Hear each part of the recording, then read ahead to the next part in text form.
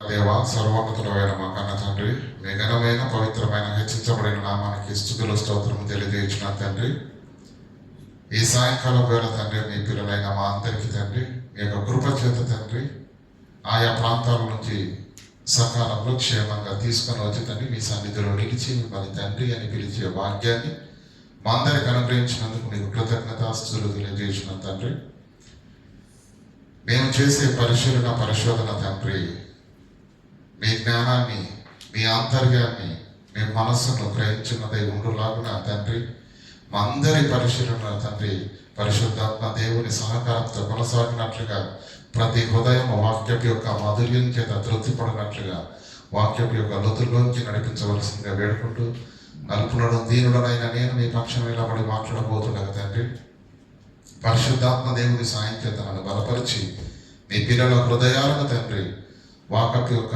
మాధుర్యంలోకి తండ్రి తీసుకువెళ్ళగలిగే భాగ్యాన్ని అనుగ్రహించవలసిందిగా వేడుకుంటూ క్రీస్తున్నామని ప్రార్థన అడిగి వేడుకుంటున్నాం మా పరమ తండ్రి, ఆమేన్. ప్రియులారా, మరి తిమోతికి రాసినటువంటి మొదటి పత్రికలో మరి ప్రారంభపు మాటలుగా మరి గత వారంలో అనేక విషయాలను మీకు చెప్పడం జరిగింది. మరి దాని కొనసాగింపుగా ముగింపు భాగంగా మరి ఈరోజు కొన్ని విషయాలను దాన్ని బట్టి మనం పరిశీలన చేసి దాని యొక్క సంపూర్ణ అవగాహనను మనము మరి గ్రహించగలిగే స్థితిలో మనం అందరం ఏకీభవించి దేవుని యొక్క వాక్యాన్ని పరిశీలిద్దాం. తిమోతికి రాసిన మొదటి పత్రిక గురించినటువంటి అవగాహన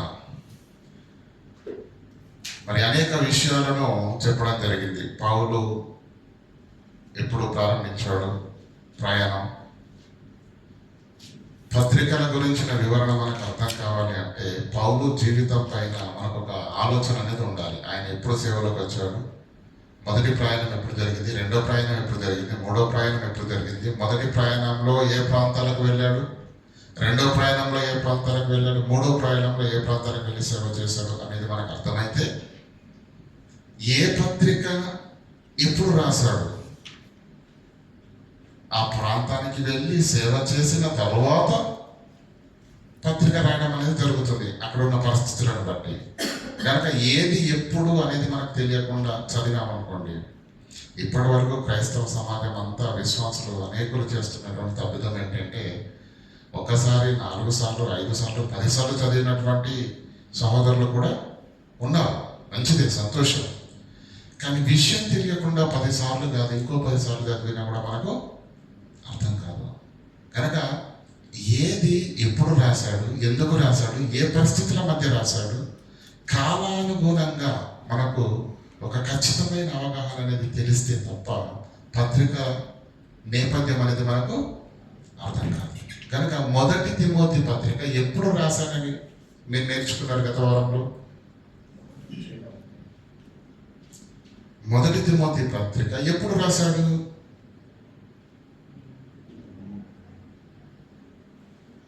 వాక్యాన్ని వింటున్నారు తప్ప ఇంటికి వెళ్ళిన తర్వాత మీరు ఎవరు చూడట్లేదు.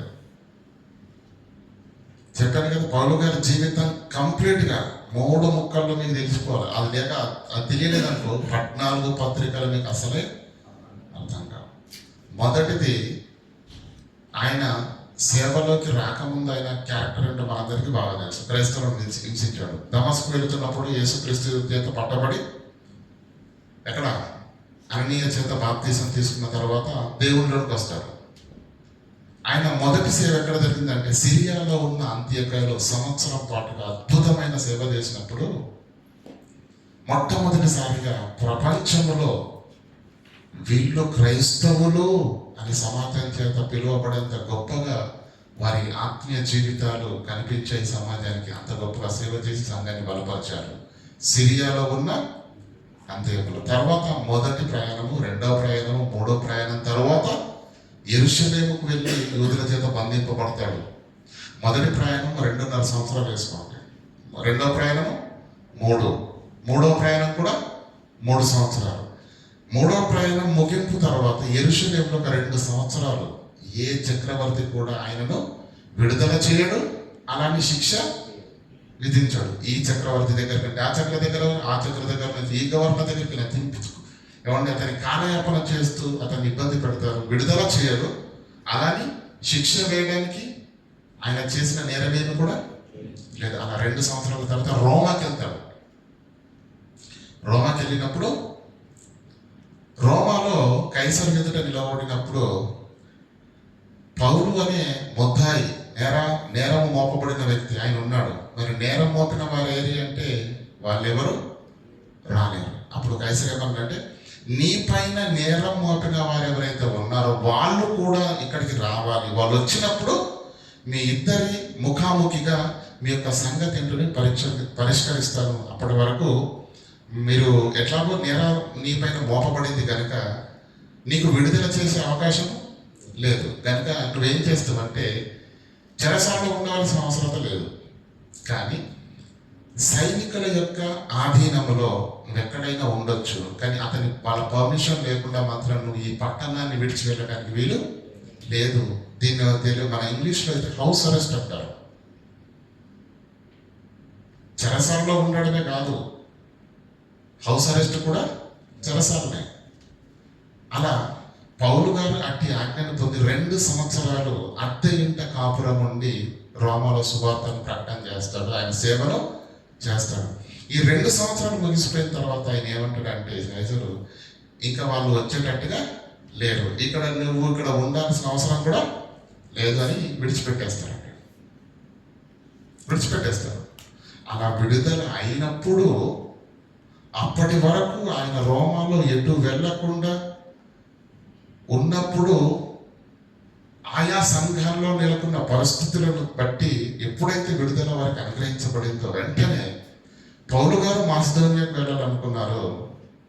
తిమోతిని ఎఫెసుకు పంపించాలని అనుకున్నప్పుడు ఆయన తీసుకున్న నిర్ణయాన్ని బట్టి ఎఫెసుకు ఎందుకు పంపించాలనుకున్నాడు?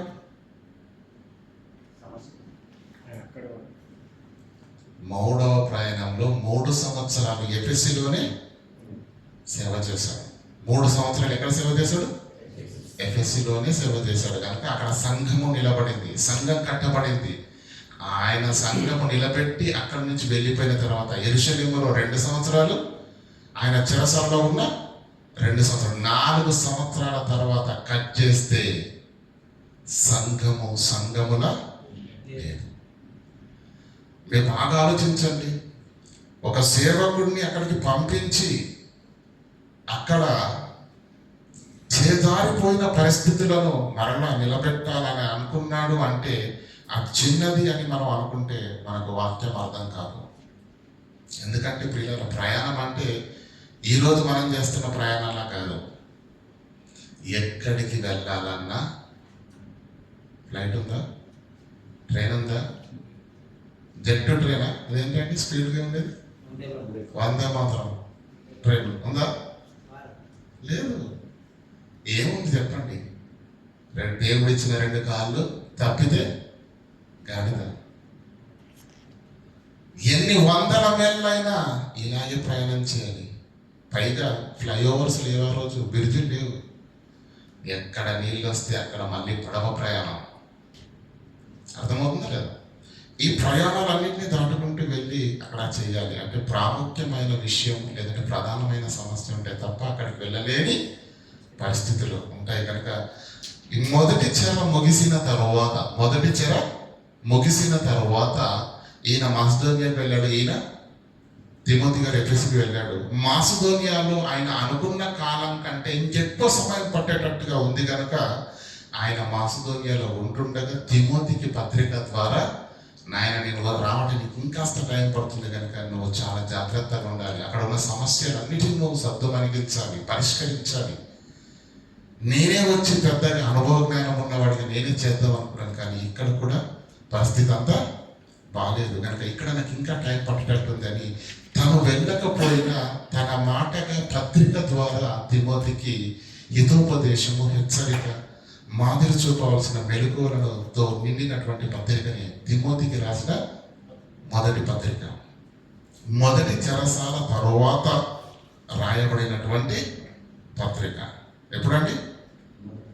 మొదటి చెరసాల తర్వాత. గనక అన్నింటికంటే ప్రియులారా ఎఫెసు సంఘం ఉన్నది చూసారు, చాలా అద్భుతమైన సంఘం. అద్భుతమైన సంఘం. ఘనతలోనూ అద్భుతమే, దౌర్భాగ్యములోనూ కూడా అద్భుతంగానే ఉంది.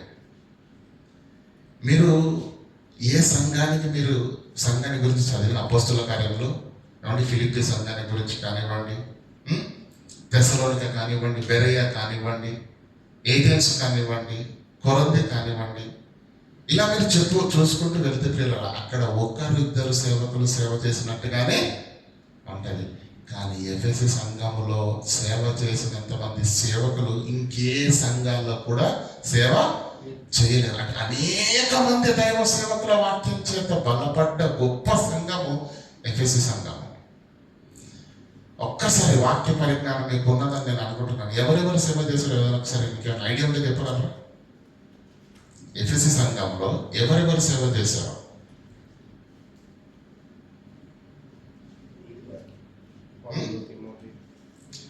పౌలు గారు, అలాగే తిమోతి. మనకు తెలిసింది. ఇంకా తెలియదు చెప్పండి, కొత్త చెప్పండి. బర్నబా లేడు.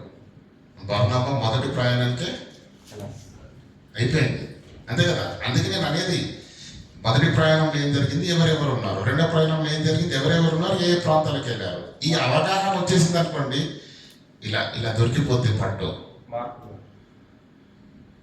ఎఫెసీ సంఘంలో సేవ చేసిన వాళ్ళు ఎవరెవరు ఉన్నారంటే ప్రియులరా, మొదటిది అపోస్తలుడైన పౌలు, మనకు తెలుసు. రెండవది ఎవరు? తిమోతి. ఇంకా చూద్దాం, వాక్యాన్ని చూద్దాం. అపోస్తల కార్యములు 18వ అధ్యాయము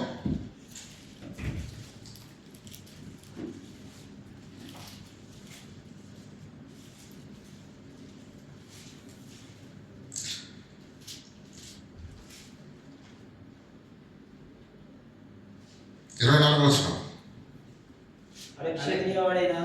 అలెగ్జాంద్రు వాడైన అపోల్లో అనొక యూదుడు ఎఫెసునకు, ఎప్పుడు ఇది రెండవ ప్రయాణంలో కెంక్రేయకు వెళ్ళి తల వెంట్రుకలు కత్తిరించుకున్న పౌలు గారు ఎఫెసునకు వెళ్ళి అలా కొన్ని రోజులు, కేవలం కొన్ని రోజులే ఉండి సేవలు చేశాడు. వాళ్ళు ఉండమని బ్రతిమలాడారు. కానీ ఈ ప్రయాణంలో నేను ఇప్పటికీ సుదీర్ఘ కాలం అయిపోయింది. యెరూషలేము నుంచి నేను వచ్చి మళ్ళీ యెరూషలేముకు నేను వెళ్ళాలి, పెద్దల యొద్దకి. ఇక్కడ జరిగిన పరిచయ వివరాలు చెప్పాలి, సేకరించినటువంటి ధనం. ఎందుకంటే యెరూషలేములో బహు కఠినమైన దినాలు, ఆ రోజు వెళ్ళబుచ్చుతున్నటువంటి పరిస్థితులు, క్రైస్తవులకు భయంకరమైనటువంటి క్షామము ఉంది ఆ రోజుల్లో. కనుక ఏ సంఘంలో సేవ చేసినా అక్కడి నుంచి కాస్త ధనాన్ని, సహాయాన్ని తీసుకుని వెళ్ళి అక్కడ ఉన్నటువంటి క్రైస్తవులకు ఇవ్వడము ప్రతి ప్రయాణంలో కూడా చూస్తున్నాను. కనుక నేను ఇప్పుడైతే ఉండలేను, దేవుని చిత్తం అయితే మళ్ళా తిరిగి వస్తానని రెండవ ప్రయాణం ముగింపులో ఈ మాట చెప్పి పౌలు ఎఫెసు నుంచి బయలుదేరగానే ఆయనకు బయలుదేరడము అపోల్లో, ఏమండి, అలెగ్జాంద్రు వాడైన అపోల్లో అనే ఒక యోధుడు ఎఫెసునకు వచ్చాను. అతడు విద్వాంసుడును, లేఖనముల యందు ప్రవీణుడై ఉండెను. ఎక్కడికి వచ్చాడంటే ఎఫెసునకు. మూడో పేరేంటి? పౌలు, తిమోతి, అపోల్లో కూడా సేవ చేశాడు. అతడు ప్రభువు మార్గం విషయం ఉపదేశం పొంది తన ఆత్మ తీవ్రత పడి యోహాను బాప్తీసం మాత్రం తెలుసుకున్న వాడై ఉండి బోధించుచు, అంటే ఆయనకు తెలిసిన వాక్య పరిజ్ఞానములో సంపూర్ణంగా తెలియకపోయినా ఆయనకు తెలిసినటువంటి ఆ పరిజ్ఞానంలో బలంగా దేవుని యొక్క వాక్యాన్ని ధైర్యంగా చెప్పడానికి ముందుకు వచ్చిన మరి దైవ సేవకుడే అలెగ్జాంద్రు వాడైన అపోల్లో. ఆయన వాక్యాన్ని విన్నటువంటి అకుల్ల, ప్రిస్కిల్లాలు ఉన్నారు. వాళ్ళకి అర్థమైంది, యవన కాలంలో నిలబడ్డాడు, ధైర్యంగా ఉన్నాడు, బలంగా వాక్యం చెబుతున్నాడు. కానీ కేవలం యోహాను బాప్తిస్మాన్ని గురించినటువంటి వివరాలే ఆయనకు తెలుసు తప్ప క్రీస్తు గురించి, బాప్తిస్మం గురించి, పునరుత్థానాన్ని గురించి సంపూర్ణమైన సువార్త ఆయనకు ఇంకా తెలియదని చెప్పేసి అది అకుల ప్రిస్కిల్లాను గమనించి ఏం చేశారు చూడండి, అకుల ప్రిస్కిల్లాలు విని అతనిని చేర్చుకొని దేవుని మార్గము ఎవరికి మరీ పూర్తిగా అతనికి విషద ఎవరికి వాక్యం చెప్పారండి? లేఖనముల యందు ప్రవీణుడు విద్వాంసుడు అయిన దైవ సేవకునికి వాక్యం ఎవరు చెప్పారు? ఎలా కనిపిస్తున్నారు మనకు వాళ్ళు? అర్థమవుతుందా లేదా? 18 నెలలు కొరింథీలో అపోస్తలుడైన పౌలు గారిని వెన్నంటే ఉండి ఒకే డేరాలు కొట్టుకుంటూ అతని ఇంటనే కాపురం ఉన్నారు కదా, అందరు ఒకే చోట ఉన్నారు కదా. అంటే వాళ్ళు ఎంత దేవుని వాక్యంలో బలపడి ఉంటారో మీరు ఆలోచించండి. అలా అకుల ప్రిస్కిల్లాలు ఒక దైవ సేవకుడికి విద్వాంసుడికి దేవుని వాక్యముల మార్గముల గురించి పూర్తిగా విశదపరిచి అతన్ని చేర్చుకుని అతనికి పూర్తిగా విశదపరిచేది. అంటే వీళ్ళు ఎక్కడ ఉన్నారు? అకుల ప్రిస్కిల్లాలు ఎఫెసీలోనే ఉన్నారు. ఇప్పుడు పౌలు, తిమోతి, అపోల్లో, ఇంకా అకుల ప్రిస్కిల్లాల చేత కూడా అక్కడ వాక్యము ప్రకటింపబడింది. ఎంతమంది అయ్యారండి? పౌలు, తిమోతి, ప్రిస్కిల్లా, అలెగ్జాండర్ వాడైన అపోల్లో, 5. పేతురు గారు కూడా వచ్చారు. అది తర్వాత విషయం, అది ఇప్పుడు మనకు అవసరం. అంటే నేను చెప్పేది ఏంటంటే ఒకే కాదు, అపోస్తలుల బోధ యందు నిలకడగా ఉన్నటువంటి ఆనాడున్న క్రైస్తవ పెద్దలలో కనీసం అనేకులు వచ్చి ఆ సంఘాన్ని బలపరిచి వాక్యం చేత నిలబెట్టినటువంటి ఆ సంఘము ఇంకెంత గొప్పగా ఉండాలో మీరు ఆలోచించండి కదా. ఇంతమంది దైవ సేవల చేత కట్టబడినటువంటి ఆ సంఘము అద్భుతంగా ఉండాలి. కానీ ఈ 4 సంవత్సరాల తర్వాత అంటే పౌలు గారు సేవ చేసి 3వ ప్రయాణం ముగించుకొని ఎప్పుడైతే యెరూషలేముకి వెళ్ళాడో, యెరూషలేములో 2 సంవత్సరాలు, ఆయన చెరసాలలో 2 సంవత్సరాలు, 4 సంవత్సరాల తర్వాత కట్ చేస్తే ఎలా ఉంది సీన్? అది మనకు అర్థం కావాలి. ఎందుకు తిమోతి వెళ్ళాడు? ఎందుకు పత్రిక రాయవలసి వచ్చింది?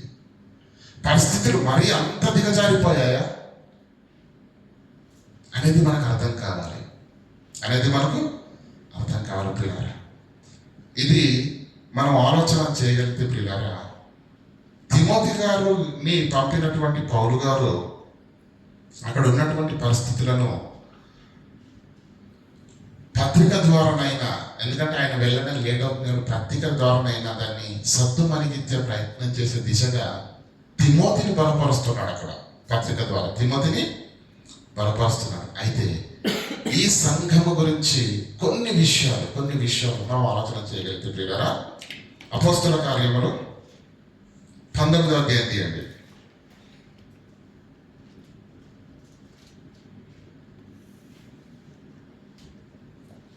క్షమించండి, 20వ అధ్యాయానికి రండి డైరెక్ట్గా. 20వ అధ్యాయము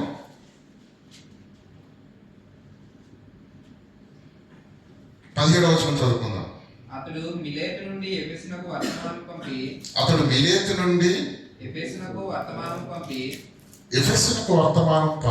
సంఘపు పెద్దలను పిలిపించెను. ఇది 3వ ప్రయాణము ముగింపులో యెరూషలేముకు వెళ్ళాలన్న ఆలోచనతో ఉన్న పౌలు గారు మిలేతు దగ్గర ఉన్నటువంటి సంఘపు పెద్దలను పిలిపించాడు. వారు తమ యొద్దకు వచ్చినప్పుడు నేను ఆసియాలో కాలు పెట్టిన దినము నుండి ఆయన అంటే ఆ సంఘపు పెద్దలను, ఎఫెసు నుంచి సంఘపు పెద్దలను పిలిపించాడు. ఎందుకంటే ఆయన ఎఫెసుకి వెళ్ళాలనుకుంటున్నాడు, యెరూషలేముకి వెళ్ళాలనుకుంటున్నాడు. ఇప్పుడు ఎఫెసుకి వెళితే లేట్ అవుతుందని ఎక్కడైతే ఇది ఓడరే ఉందో, ఎక్కడ మిలేతు అనేది ఏంటి? ఓడరేవు. ఎందుకంటే సముద్ర ప్రయాణాలు కదండి. ఆయన ఏం చేస్తున్నాడంటే మరి వేరే ప్రాంతం నుంచి మిలేతుకు వస్తున్నాడు. మిలేతులో కాస్త ఆయనకు సమయం ఉంది. మనం ఫ్లైట్లలో ఇండియాకి వెళ్ళేటప్పుడు కొన్ని వయా ఫ్లైట్లు ఉంటాయి, తెలుసు కదండి. ముంబై వాయా ఇస్తాడు అప్పుడప్పుడు, లేదంటే బెంగళూరు వాయా ఇస్తాడు కదా. అంటే దాని అర్థం ఏంటి? దుబాయ్ నుండి బెంగళూరుకి వెళ్తుంది, అక్కడ 3 అవర్స్ వెయిటింగ్. ఆ తర్వాత మళ్ళీ అక్కడి నుంచి ఫ్లైట్ హైదరాబాద్కి వెళ్తుంది అనుకోండి. మనకు ఇది కూడా అదే. మిలేతు వయ. పౌలు గారు యెరూషలేముకి వెళ్ళాలనుకుంటున్నారు. ఇప్పుడు వయ ఎక్కడ ఉంది? మిలేతులో ఉంది. అది ఎఫెస్కి దగ్గరనే ఉంది. ఎఫెస్ సంఘ పెద్దలను పిలిపించి కొన్ని విషయాలు చెప్పాలని అనుకున్నప్పుడు ఆయననే ఇప్పుడు ఎఫెస్కి వెళ్ళాడు అనుకోండి, వచ్చేంత వరకు అక్కడ ఉంటుంది కూడా ఉండదు. అందుకని ఏం చేశాడు? ముందుగానే సంఘపు పెద్దలను పిలిపించాడు. ఆయన దిగడం, సంఘపు పెద్దలు అక్కడ ఉండడం. ఆయన ఏదైతే మాట్లాడాలనుకున్నాడో ఆ మాటలు మాట్లాడుతూ చూడండి. 19వ వచ్చాయి 18 నుంచి చదవండి. వారు తమ యొద్దకు వచ్చినప్పుడు వారు తమ యుద్ధకు వచ్చినప్పుడు వారితో ఇచ్చాను, నేను ఆసియాలో కాలు పెట్టిన దినము నుండి ఎల్లకాలము నీ మధ్య ఎలాగు నేను నడుచుకుంటున్నా. సంగమా, పెద్దలారా, మీరెరుగుదురు, మీరు చూశారు.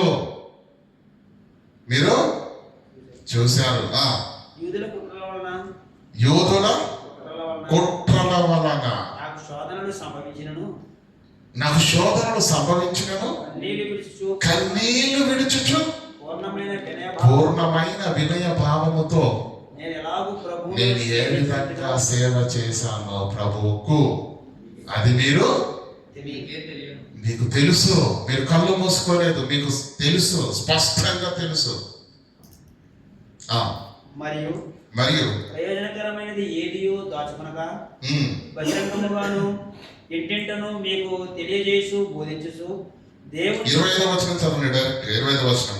ఇదిగో దేవుని రాజ్యమును గురించి ప్రకటించుచు నేను మీ మధ్య సంచరించుచుంటిని. మీలో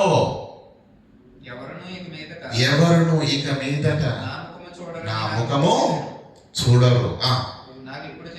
నాకు ఇప్పుడు తెలియను. మీలో ఎవరి నాశనము నిమిత్తమైనను నేను దోషిని కాను. ఎందుకు చెప్తున్నాడు ఈ మాటలు? మిలేతు నుంచి వెళుతున్నటువంటి ఆయన ఎఫెస్లో ఉన్న సంఘం వారిని ఎందుకు పిలువనంపించాడు?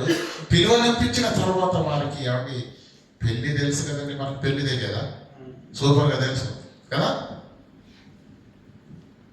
ఆడపిల్లను అత్తారింటికి పంపేటప్పుడు ఏమంటారండి? అప్పగింతలు అంటారు కదా, అవునా కదా? ఇది అలాగే ఉంటుందండి. ఎందుకంటే నేను మరలా ఇక్కడికి రాను, మీరు నా ముఖము చూడరు. ఎందుకంటే యెరూషలేములో నీ కొరకు బంధకాలు, చెరసాల రెడీగా ఉన్నాయని పరిశుద్ధాత్మ దేవుడు ఆయనకు దర్శనంలో చెప్పాడు. కనుక మీరు ఇక మీదట నా ముఖము చూడరు. నేను మీ మధ్య ఆసియాలో కాలు పెట్టిన దినము నుంచి ఎట్టి విధమైన సేవ చేశానో మీకు బాగా తెలుసు. యూదుల కుట్రల వలన ఎన్ని ఆపదలు సంభవించినను పూర్ణమైన వినయ భావముతో కన్నీళ్లు విడుచుకుంటూ దేవునికి ప్రార్థనలు చేసుకుంటూ సేవ మాత్రము మానలేదు. ఏమండి? పగలు డేరాలు కొట్టుకుంటూ రాత్రి కాలంలో మీకు సేవ చేసుకుంటూ కదా, ఎంత కష్టాన్ని అనుభవించారో మీరు మీ కళ్ళారా చూశారు. నేను ఇప్పుడు వెళ్తున్నాను, ఇక మీదట మీరు నా ముఖము చూడరు. అయితే మీ నాశనాన్ని గురించి ఇక నేను బాధ్యుణ్ణి కాదు. నేను చెప్పాల్సింది చెప్పాను, మిమ్మల్ని కట్టాల్సిన విధంలో కట్టాను. నిలదొక్కుంటారో పడిపోతారో ఇక మీ ఇష్టం. చదవండి. మీలో ఎవరి నాశనము విషయమైన నేను దోషిని కానని నేడు మిమ్మును సాక్ష్యముగా పెట్టుచున్నాను. దేవుని సంకల్పమంతా మీకు తెలపకుండా నేనేమీ దాచుకోలేదు. ఈ పదం నిజంగా చాలా అద్భుతమైన పదం అండి, మీరు ఆలోచించారు లేదు కానీ. అపోస్తలుడైన పౌలు హృదయపూర్వకంగా సేవ చేసిన సంఘం ఏదైనా ఉందంటే అది ఎక్కడిది? ఎఫెసు సంఘం. ఎందుకో తెలుసా? దేవుని సంకల్పమంతయు మీకు దాచకుండా చెప్పకుండా నేను ఏది దాచుకోలేదు. వాక్యం సామెతలకు మాట ఉంటుందండి, మూర్ఖుడు వినుచుండగా ఏమండి నీవు మాట్లాడము. ఎందుకు తెలుసా? వాడు మూర్ఖుడు. మూర్ఖుడు వినుచుండగా ఎందుకు మాట్లాడదంటే వాడు నీ మాటల్లో ఉన్న జ్ఞానాన్ని తృణీకరిస్తాడు. పందుల ఎదుట ముత్యములను వేయకూడదు. అంటే వినగలిగే ఆశ, ఆసక్తి ఉన్నవాడికే వాక్యం చెప్పాలి తప్ప వాక్యం చెప్పగానే ఆయాసం వచ్చే వాళ్ళకు వాక్యము చెప్పకూడదు. కనుక ఆయన హృదయపూర్వకంగా దేవుని సంకల్పం అంతయు చెప్పకుండా మీకు ఏది దాచుకోలేను అంటే ఆ సంఘము ఎలా ఉందో తెలుసా? దేవుని వాక్యం వినటానికి ఆశను, ఆసక్తిని కనపరిచి చెబుతున్న దైవ సేవకుడు తన హృదయాంతరంగాల్లో లోతుల్లో ఉన్న ప్రతి నిగూఢమైన సంగతిని కూడా యథార్థంగా హృదయపూర్వకంగా చెప్పే స్థితిని ఆ సంఘము పౌలు గారికి ఇచ్చింది. ఏమండి, అనాది కాల సంకల్పము మనందరికి తెలిసి ఎఫెసీయులకు రాసిన పత్రిక 1వ అధ్యాయం 4 నుంచి 6 అధ్యాయంలో వచనాల్లో సారం ఉంటుంది కదండి. ఎట్లనగా తన ప్రియుని అందు జగదుత్పత్తికి మొదలుగానే ఏమనుంటుందండి ఇక్కడ? జగదుత్పత్తికి మొదలుగానే దేవుడు మనలను క్రీస్తునందు ప్రేమ చేత, అంటే దేవునిలో ఉన్న ఆలోచన, అసలు ఈ సృష్టి ఎందుకు పుట్టిందో తెలుసా? ఆయన ఆ మనసులో ఉన్న ఆలోచన ఏంటో తెలుసా? ఏ సంఘానికి చెప్పని అనాది కాల దైవ సంకల్పము ఒక ఎఫెసీ సంఘానికి రాశాడు అంటే ఎంత చెబితే అంత విన్నారు, ఎంత చెబితే అంత వాక్యం విన్నారు, ఆశతో విన్నారు, ఆసక్తితో విన్నారు. అందుకే బలమైన సంగతులు చెప్పగలిగాడు అపోస్తలుడైన పౌలు. పసిబిడ్డ ఉంటుంది కదండి, తల్లి ఏం చేస్తుంది? పాలు తాగిస్తుంది. అరిగిందనుకో, మళ్ళీ కక్కేసాడనుకో, బిడ్డ పాలు కక్కేసింది అనుకోండి, అజీర్తి చేసింది అనుకోండి, పడతాడు తల్లి పాలు మళ్ళీ పట్టదు. కారణం జీర్ణించుకోవట్లేదు, అరగట్లేదు, కక్కిరేస్తుంది. కనుక ఇప్పుడు తల్లి పాలు ఇవ్వాలన్నా బిడ్డ తాగి జీర్ణించుకునే స్థితిలో లేనప్పుడు ఏం చేస్తుంది? ఇప్పుడు తల్లి వాక్యం చెప్పే సమర్థత, సత్తా అపోస్తలుడైన పౌలు గారికి ఉన్న ఆయన వాక్యాన్ని వినగలిగే, ఆయన ఎంత చెప్పినా మేము వింటాము అనే ఆశ, ఆసక్తి సంఘము అతనికి ఇవ్వకపోతే ఆయన మాట్లాడతాడా? అర్థమవుతుందని నేను చెప్పేది. ఏమండి, ఎఫెసీ సంఘంలో అద్భుతమైన సేవ, అద్భుతమైనటువంటి పిల్లగా హృదయాంతరంగాల్లో ఉన్న ప్రతి నిగూఢమైన సంగతిని విప్పి వారి ముందట పరిచాడు దేవుని యొక్క వాక్యంగా. ఏది దేవుని సంకల్పం అంతయో మీకు చెప్పకుండా నేను ఏది దాచుకోలేదు. అపోస్తలుడైన పౌలు కొరింథీయులకు కూడా పత్రికను రాశాడు. అవునా? ఎఫెసీయులకు రాసిన పత్రికలు ఎన్ని అధ్యాయాలు ఉన్నాయండి? 6 అధ్యాయాలు ఉన్నాయి. కొరింథీయులకు రాసిన మొదటి పత్రికలో ఎన్ని అధ్యాయాలు ఉన్నాయండి? 16 అధ్యాయాలు ఉంటాయి. చూడండి, 16 ఉంటాయి. 2వ కొరింథీయులకు రాసిన దాంట్లో 13, అంతేనా? ఈ 16 అధ్యాయాల్లో మొదటి పత్రికలో లేని ఇన్ఫర్మేషన్ ఈ 6 అధ్యాయాలలో ఉంది. అందుకే ఆ పత్రిక ఎందుకు రాశాడు? చెప్పండి, ఒక మాటలు చెప్పండి. కొరింథీయులకు రాసిన మొదటి పత్రిక ఎందుకు రాశాడు?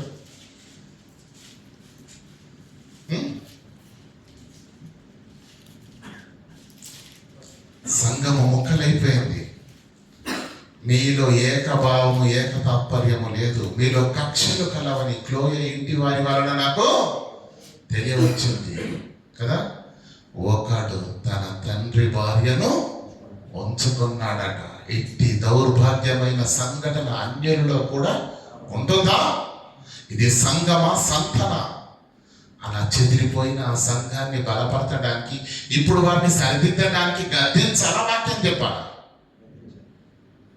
ఆ పత్రికలు మొత్తం గద్దించడానికి సరిపోయింది, వాక్యం లేదు. అంటే వాక్యం లేదంటే అది వాక్యం కాదని అనకండి, మీరు అర్థం చేసుకోండి. నేను మాట్లాడే భాష విధానాన్ని అర్థమవుతుందా? ఎప్పుడైతే సమస్యలు లేకుండా ఆహ్లాదకరమైన వాతావరణంలో వినటానికి సిద్ధపడిన హృదయాలతో, ఆశతో, ఆసక్తితో ఉంటే అక్కడండి దేవుని యొక్క వాక్యం అద్భుతంగా ప్రకటింపబడుతుంది. అది ఎఫెసీ సంఘంలో నాకు కళ్ళారా కనిపించింది. వాక్యంలో అర్థమవుతుందండి. దేవుని సంకల్పం అంతయు చెప్పకుండా నేను ఏమీ దాచుకోలేదు. మరలా రండి అక్కడికి. దేవుడు స్వర్గం ఇచ్చి సంపాదించిన తన సంఘమును కాయుటకు పరిశుద్ధాత్మ మిమ్మును దేని యందు అధ్యక్షులుగా నియమించిన ఆ యావత్తు మందను గూర్చి మీరు జాగ్రత్తగా ఉండండి. దేవుడు మీకు అప్పగించిన పనిని మీ చేతుల్లో పెడుతున్నాను. ఆ మంద విషయంలో కూడా మీరు జాగ్రత్తగా ఉండండి. ఈ పదాన్ని అండర్లైన్ చేయండి. నేను వెళ్ళిపోయిన తరువాత 4 సంవత్సరాల ముందే చెబుతున్నాడు ఈ మాట. అర్థమవుతుందా లేదా? 4 సంవత్సరాల తర్వాత పరిస్థితి కనిపిస్తుంది మనకు. కానీ ఆయన ఎఫెసు నుంచి బయలుదేరక మునుపే ఏం చెప్తున్నాడు? నేను వెళ్ళిపోయిన తరువాత క్రూరమైన తోడేళ్ళు ఎక్కడున్నాయి? అవి కింద చదవండి. నేను వెళ్ళిపోయిన తర్వాత నేనున్నంత కాలమే సైలెంట్ గా ఉంటది. నేను వెళ్ళిపోయిన తర్వాత ఏం జరుగుతుందో తెలుసా? క్రూరమైన తోడేళ్ళు సంఘములోనికి వస్తాయి. వారు మందను కనికరింపేవారు కారు. మరియు శిష్యులను తమ వెంట ఈడ్చుకొని పోవాలని వంకర మాటలు పలుకువారు బయట నుంచి వస్తారన్నాడా? మీలో నుండే బయలుదేరుతారు. నాకు తెలుసు ఆనవాళ్ళు కనిపిస్తున్నాయి. నేనున్నాను గనక గద్దిస్తానేమోనని భయపడి అనుకోతో ఉన్నారే తప్ప నేను వెళ్ళిపోయిన తర్వాత జరిగేది ఏంటో తెలుసా? ఈ సంఘములో ఏంటి? నేను వెళ్ళిపోయిన తర్వాత క్రూరమైన తోడేళ్ళు మీలో ప్రవేశించిన నాకు తెలియను, నాకు తెలుసు. వారు మందను కనికరింపరు. శిష్యులను ఏమంటే నాకు తెలియను. ఒక సేవకుడిగా పౌలుకే తెలుస్తుందండి. పసిబిడ్డ ఉంటుంది కదండి. పసిబిడ్డకి నోరు ఉంటుందండి. నోరు ఉంటుందా? మాట్లాడుతుందా? నొస్తే అమ్మ చేతులు వస్తుందని చెప్పగలుగుతుందా? కాలం వస్తుందని చెప్పగలుగుతుందా? కానీ బిడ్డ ప్రతిదీ ఏడుపు ద్వారా తల్లి గ్రహిస్తుంది. బిడ్డ ప్రతి కదలికను పసిగట్టగలిగే స్థితి ఎవరి దగ్గర ఉందమ్మా? తల్లి దగ్గర ఉంది. అవునా కదా?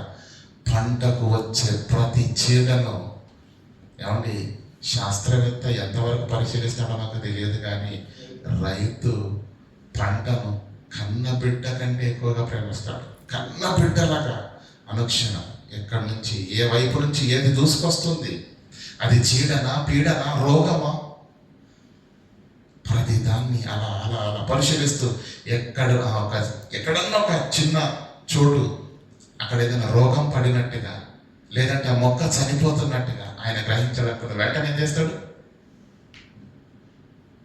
వెంటనే దాన్ని తీసుకొని వెళ్ళి ఆ రసాయన మందుల మీద దాని దగ్గరికి వెళ్ళి ఇదిగో నా పంటలో ఇలాంటి పరిస్థితి నెలకొంది, దీని ఆకులు ఏమంటే ఎండిపోతున్నాయి, దీని పరిస్థితి ఏంటి అనగానే దాన్ని చూసి ఆయన ఏం చేస్తాడు? దానికి సరి అయిన మందు ఇస్తాడు. అంటే చీడపీడ పంట సర్వనాశనమయ్యేంత వరకు ఏమండి గొరక పెట్టి నిద్రపోయాడు అనుకోండి, వాడు రైతు కాదు.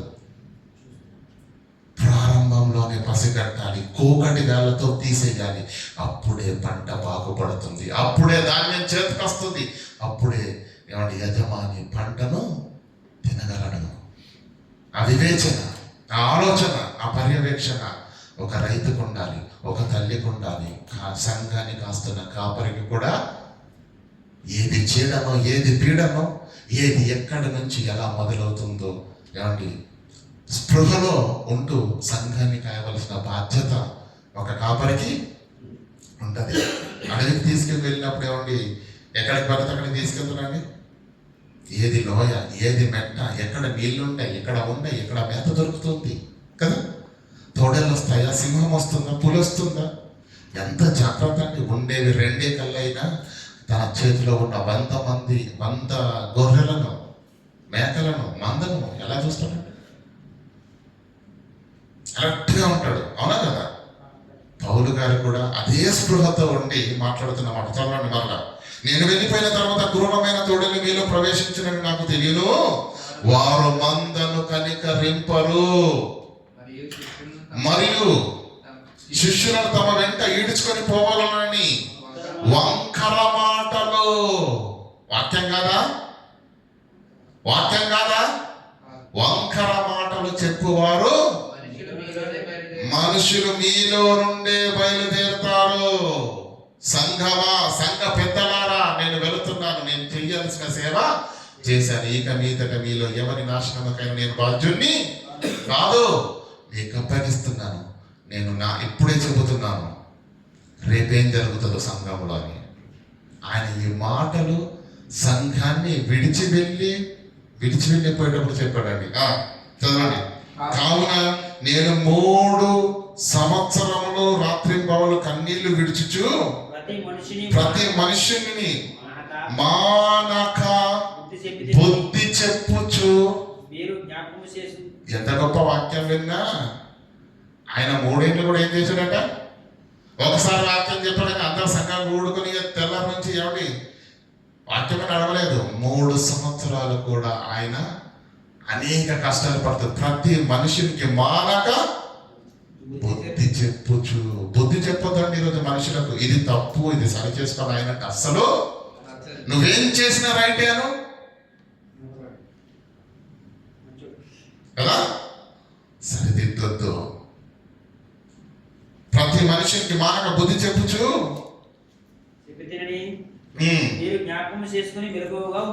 మెలకువగా ఉండండి.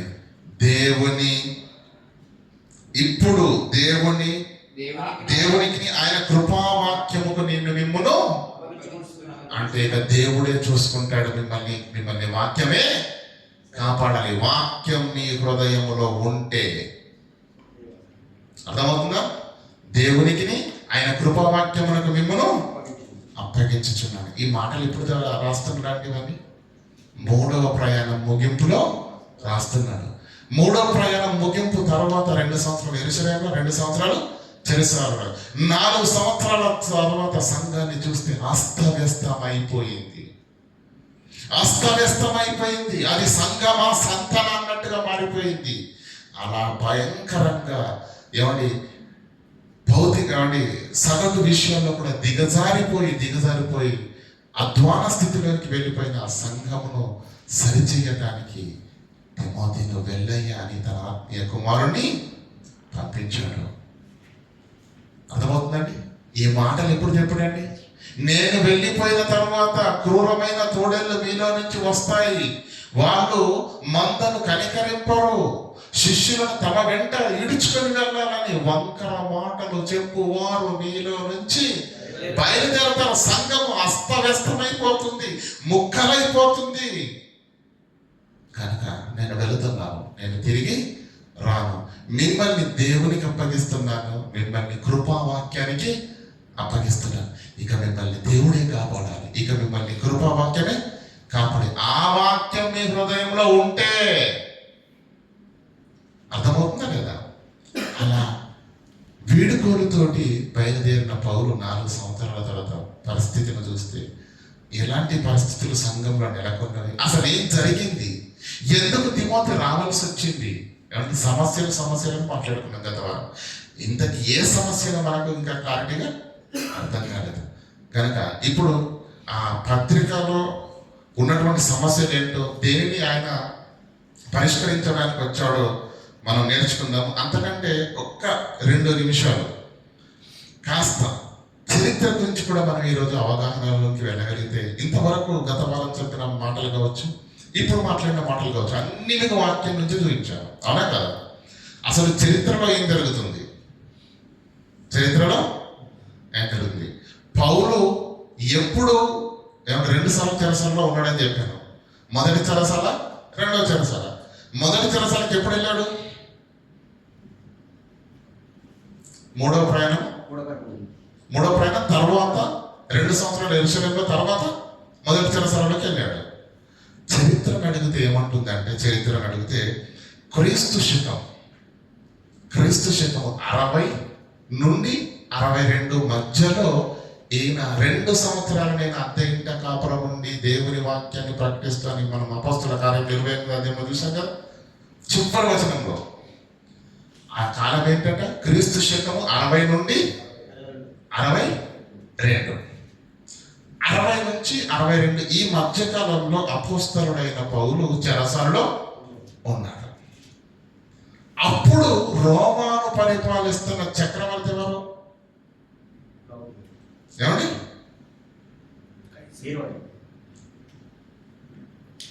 రోమా ప్రభుత్వపు చరిత్రలోని అతి క్రూరుడు నియంతలాగా పరిపాలించినటువంటి పాలకుడే చక్రవర్తి అయిన నీరో. ఆయన పరిపాలన ఎప్పటి నుంచి అంటే క్రీస్తు శకం 54 నుండి 68 మధ్యలో. ఎప్పటి నుంచి అండి? క్రీస్తు శకము 54 నుండి 68 మధ్యలో. పౌలు గారు ఎప్పుడు చెరసాలలో ఉన్నాడు? 60 నుంచి 62 మధ్య. అంటే ఎవరి ఆధ్వర్యంలో చెరసాలలో ఉన్నాడు? కానీ ప్రియులారా, ఎప్పుడైతే ఈయన పదవి చేపట్టాడు నీరో చక్రవర్తి, ప్రారంభంలో ఆయన దేని గురించి పట్టించుకున్నవాడు కాదు. కానీ ఎప్పుడైతే ఆయన పరిపాలన ముగింపు భాగంలోనికి వచ్చేసిందో, ఏమంటే ప్రారంభంలో క్రైస్తవుల పైన కానీ ఇలా అణిచివేయాలని కానీ క్రూరంగా ప్రవర్తించాలని కానీ ఏ విధమైన ఆలోచన లేకుండా నార్మల్గానే ఉంది వాతావరణం అంతా. కానీ ఒకానొక సమయం వచ్చేసరికి ప్రియులారా, ఆ నీరో చక్రవర్తి చేసినటువంటి ఆగడాలు అన్ని కావు. ఆయనే ఏమంటే రోమ నగరాన్ని తగలబెట్టించి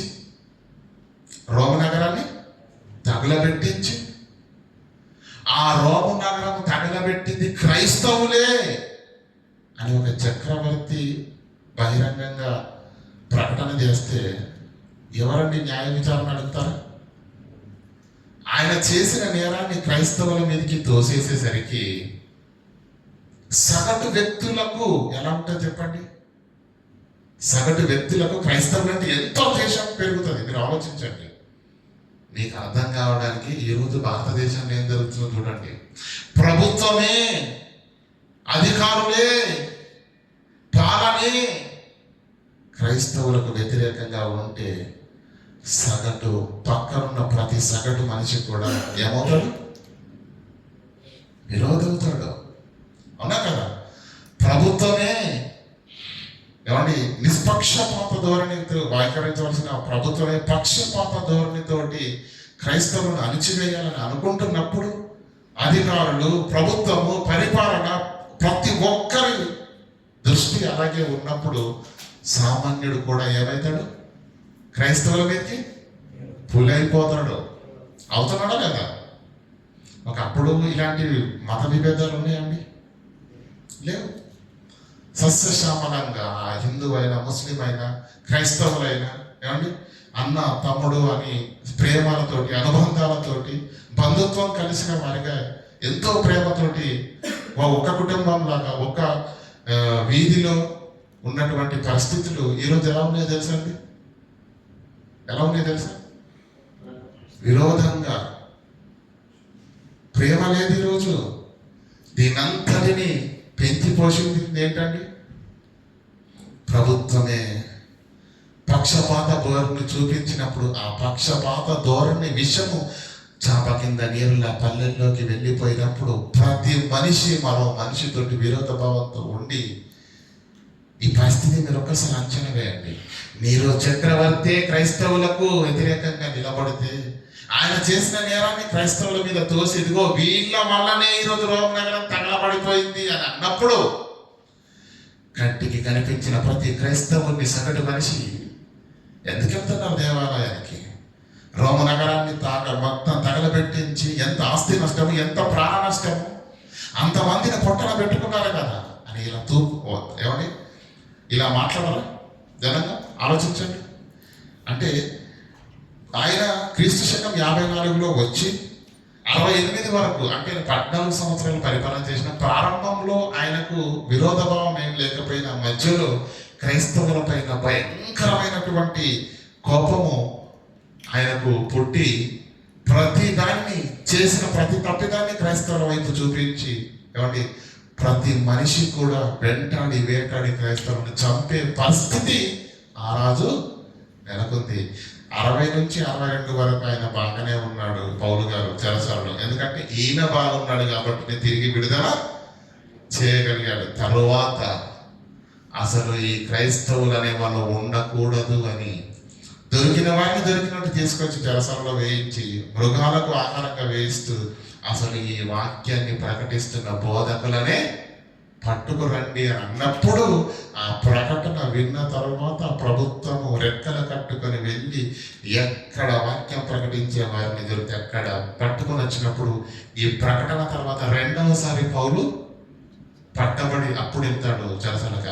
అప్పటి నుంచి మళ్ళీ తిరిగి అంటే ఈ మాటలు మీకు ఎందుకు చెప్తానంటే ప్రభుత్వం ఎలా ఉంది, ప్రభుత్వ వైఖరి ఎలా ఉంది, అది ప్రజలపైన ఎంత ప్రభావం చూపిస్తుంది అర్థమవుతుందా?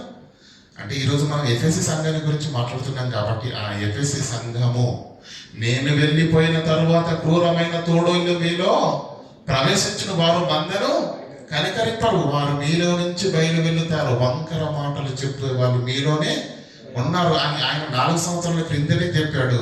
అసలు ఈ సంఘము పతనావస్థలోకి వెళ్ళడానికి ప్రధానమైనవి 5 కారణాలు ఉన్నవి. పతనావస్థలోకి వెళ్ళడానికి ప్రధానమైనవి 5 కారణాలు. మొదటిది ప్రభుత్వము.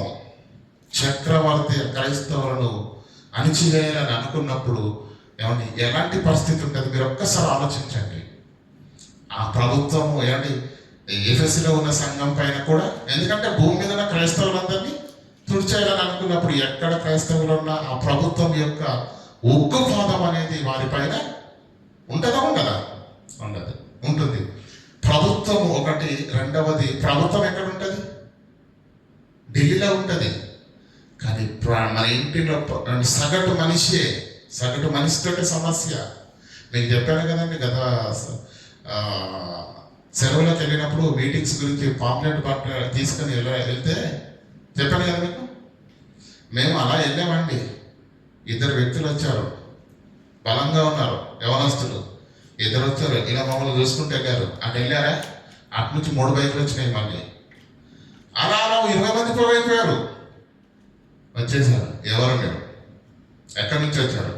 ఎందుకు వచ్చారు? మా ఊరికి రావడానికి మీకేంటి హక్కు? మీ చేతిలో ఉన్నాయేంటి? అర్థమవుతుందా లేదా?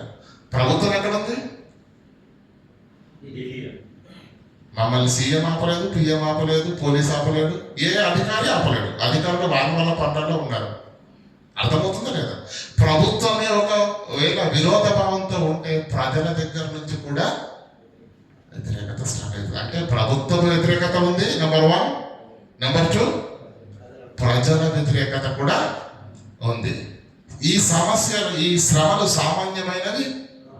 ఎందుకంటే ఆ మాట చదవండి. నేను ఆసియాలో కాలు పెట్టిన నాటి నుండి యోధుల వలన ఎన్ని కుట్రలు సంభవించినను కన్నీళ్లు విడుచుచు వినయమైన పూర్ణభావంతో దేవునికి నేను ఎలాగూ సేవ చేస్తున్నా మీకు తెలుసు. అంటే ఏమంటే చల్లగా లేడాయన పౌలు గారు. ఎఫెసీలో 3 సంవత్సరాలు యోధుల వలన ఎన్నో కుట్రలు, ఎన్నో శ్రమలు, వాటన్నింటిని ఎదుర్కొంటూ వాటన్నింటిని దిగమింగుకుంటూ సేవ చేస్తూ ఆ సంఘాన్ని బలపరిచాడు. అర్థమవుతుందని. అయితే ఇప్పుడు ఒకటి ప్రభుత్వం నుంచి వచ్చిన శ్రమలు, రెండవది ప్రజలు పక్కింట్లోనే ఉన్నారండి, ఎక్కడో లేరు. క్రైస్తవులందరూ అరణ్యంలో ఉన్నారా? అంటే సమస్య ఎక్కడ ఉంటుందండి? అడుగడుగున సమస్యనే. నేను ధైర్యంగా క్రైస్తవులను చెప్పుకుంటే పక్కింటోడే ప్రభుత్వానికి ఏం చేస్తాడు? ఇన్ఫర్మేషన్ ఇస్తాడు. మీ అందరికి నవ్వుకోవడానికి ఒక మాట చెప్తానండి. కరోనా వచ్చినప్పుడు అండి, కరోనా ఎవరికైనా వచ్చింది అనుకోండి, అప్పుడు పరిస్థితులు ఎలా ఉండేవంటే ప్రభుత్వము అంబులెన్స్ తీసుకొని వచ్చి అతన్ని తీసుకొని వెళ్ళిపోయారు. పడని వారు ఉంటారు చూడండి, పక్కింటి వాళ్ళు, పడని వాళ్ళు. ఇంతకుముందు ఎప్పుడూ కూడా నన్ను అడిపోసుకునేవాడు, నన్ను చాలా ఇబ్బంది పెట్టాడు అని చెప్పేసి వాళ్ళు ఏం చేశారంటే వారి యొక్క కక్షగా తీర్చుకున్నారంటే అంబులెన్స్కి ఫోన్ చేసి మా పక్కింటి అయినా మరీ ఎక్కువ తగ్గుతున్నాడు సార్ అని చెప్పేసి అనేసరికి వచ్చి తీసుకెళ్ళాడు.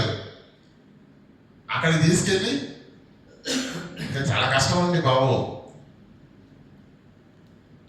అందులో ఒక మా అంది వీడియో వచ్చింది, భార్య భర్తలు మాట్లాడుకుంటూ భార్య అన్ని జ్ఞాపకం చేసుకుంది, నన్ను ఎన్నిసార్లు తిట్టావు, ఎన్నిసార్లు కొట్టావు, ఇప్పుడు దొరికావు నువ్వు నాకు, నేను ఇప్పుడే ఫోన్ చేసి ఏం చేస్తా,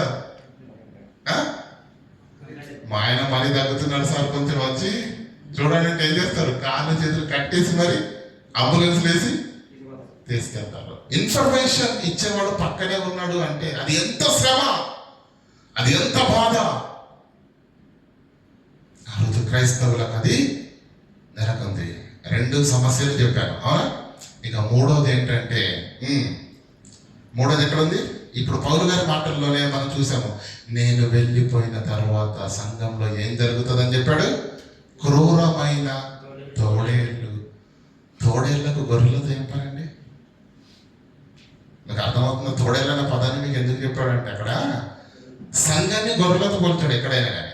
తోడేళ్ళు అంటే గొర్రెల్ని చంపేవి, తినేవి కదా. తోడేళ్ళు సంఘంలో ఉంటాయా?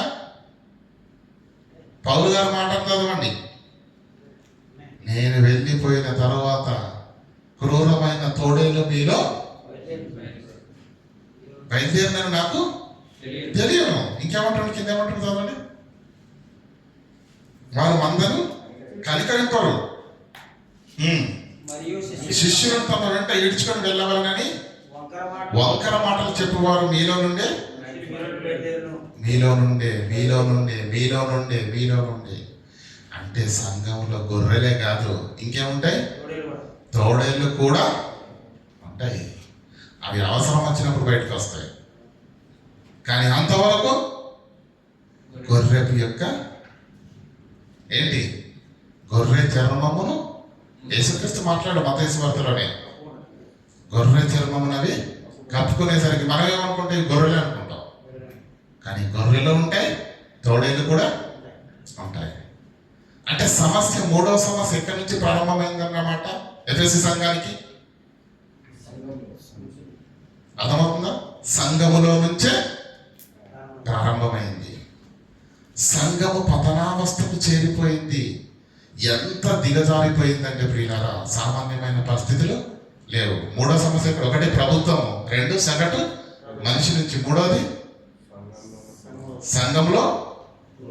సంఘములో నుంచే వ్యతిరేకత, సంఘంలో నుంచే క్రూరత్వము, సంఘంలో నుంచి పిల్లల వంకర మాటలు చెప్పేవారు. వారి ఉద్దేశం ఏంటంటే, పౌలు గారు ముందే చెప్పాడు, వారి ఉద్దేశం ఏంటంటే సేవ చేయాలనా, దేవుని నామాన్ని మహిమపరచాలనా, ఆత్మను రక్షించాలనా కాదు, తమ వెంట తీసుకొని పోవాలి. గ్రూప్ తమ వెంట, మీరు నా అంటే ఉండాలి, నేను చెప్పినట్టే వినాలి. గ్రూప్ తమ వెంట తీసుకు వెళ్ళాలని. అర్థమవుతుందా లేదా? వంకర మాటలు చెప్పువారు నీలో నుండి బయలుదేరదారు. అంటే మూడో సమస్య ఎక్కడి నుంచి పడింది? సంఘములో నుంచే ప్రారంభమైంది. ఇంకా నాలుగవది ఏంటి? మొదటి తిమోతిలకు రాసిన పత్రిక 4వ అధ్యాయం. అయితే కడవరి దినములలో కొందరు అబద్ధీకుల వేషధారణ వలన కడవరి దినములలో ఏం జరుగుతుంది అని చెప్తున్నాడు. అంటే అక్కడ చదవండి, కడవరి దినములలో కొందరు అబద్ధీకుల వేషధారణ వలన మోసపరిచే ఆత్మల యందు, దయ్యముల బోధయందును పరిశుద్ధాత్మ యందు కాదు, మోసపరిచే ఆత్మల యందు ఉంటాయా? మోసపరిచే ఆత్మలు ఉంటాయా? ఉంటాయి. ఉంటాయా? ఉంటాయి. అవి ఎలా ఉంటాయి తర్వాత మాట్లాడదామా? దయ్యముల ఏమంటే మోసపరచు ఆత్మల యందు నంబర్ 1 దయ్యముల బోధయందును దయ్యముల బోధ ఉంటుందా? క్రీస్తు బోధనే మనకు తెలుసు, అపోస్తలుల బోధనే మనకు తెలుసు. కానీ క్రీస్తు బోధ, అపోస్తలుల బోధ కాని బోధ, దయ్యముల బోధ కూడా సంఘాలలోనికి వస్తది, కడవరి దినములలో వస్తదని ఆత్మ చెబుతున్నాడు ఇక్కడ. లక్ష్యముంచి దయ్యముల బోధ యందు లక్ష్యముంచుతారా? అలాంటి విశ్వాసులు కూడా ఉంటారా? అర్థమవుతుందా లేదా? మోసపరచు ఆత్మల యందు లక్ష్యముంచుతారంట, దయ్యముల బోధ యందు లక్ష్యముంచుతారట. విశ్వాస భ్రష్టులైపోతారంట.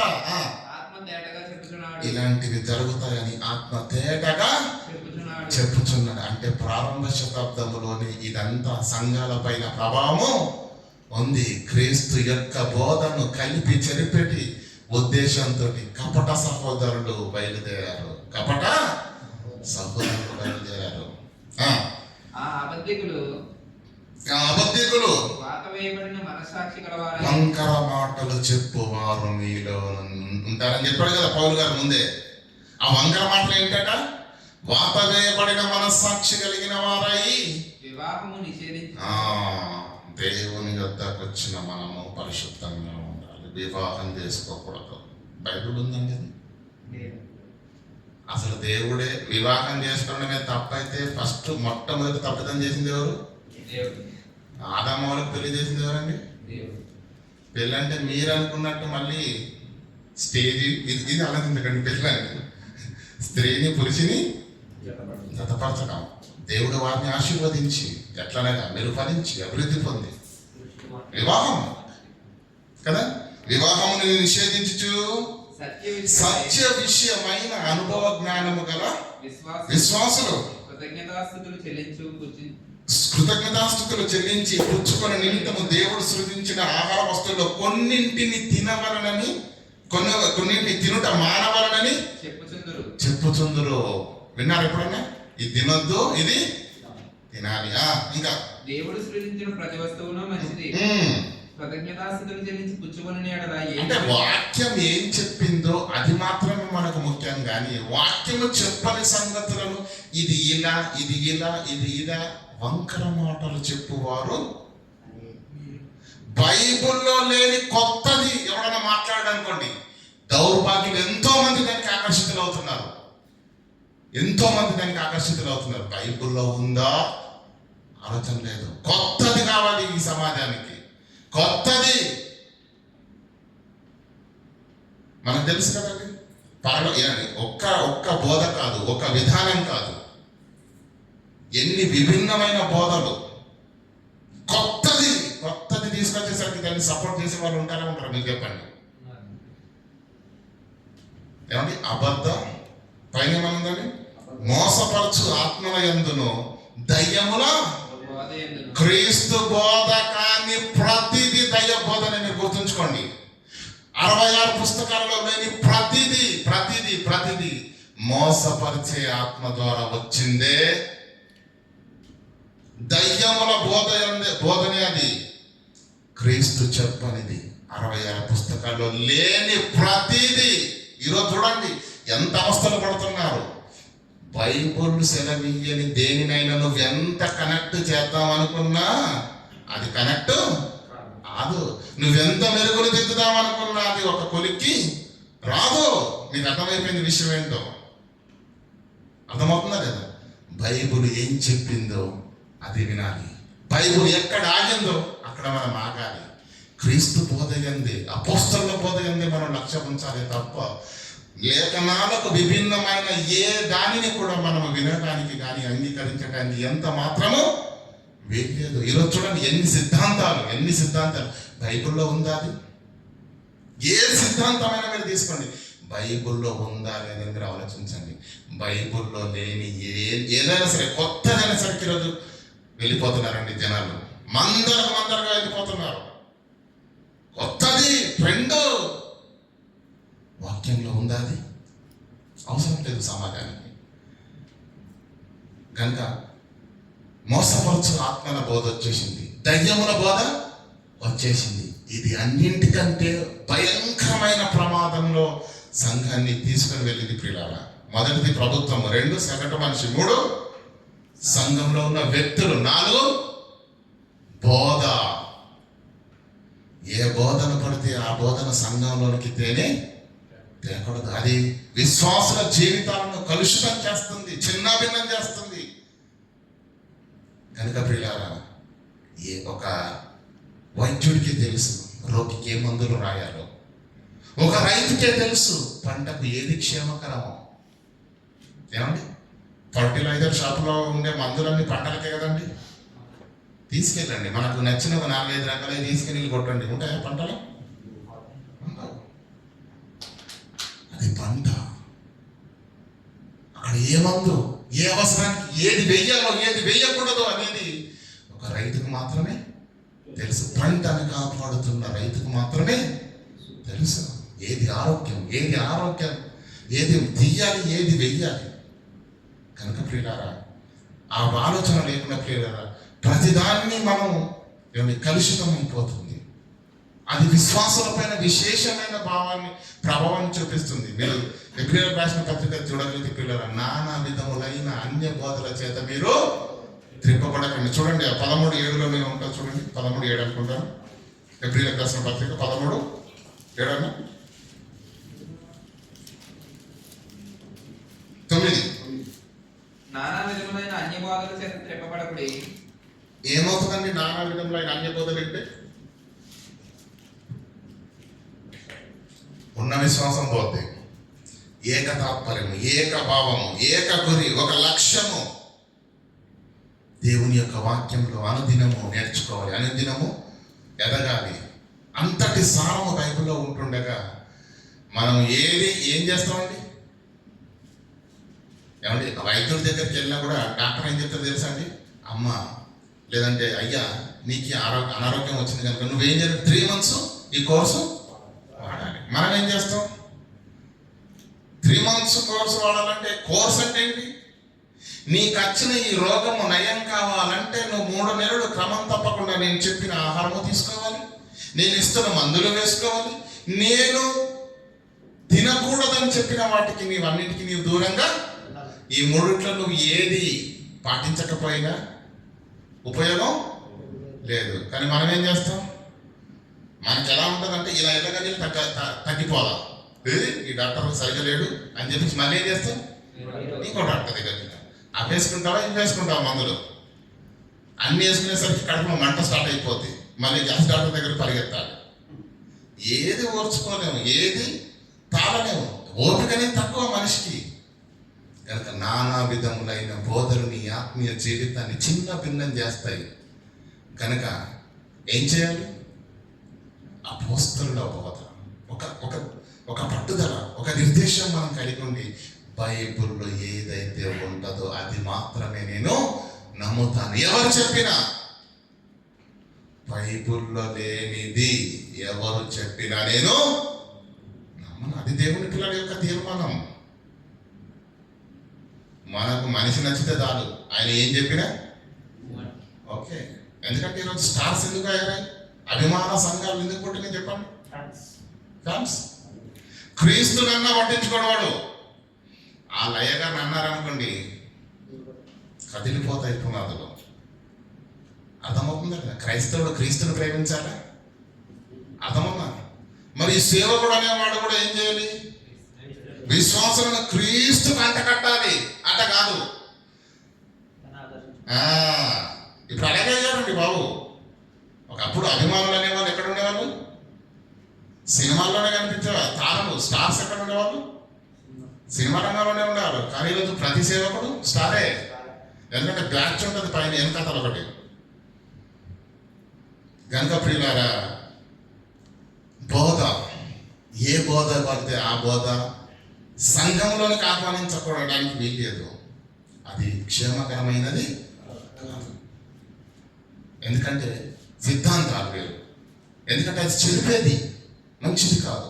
ఈరోజు ఎంతమంది గొప్ప గొప్ప సేవకులు ప్రియులారా, ఒకనాడు అద్భుతమైన సేవ చేసిన వాళ్ళు ఎందుకో తెలియదు, మరి పోయే కాలం వచ్చిందేమో తెలియదు.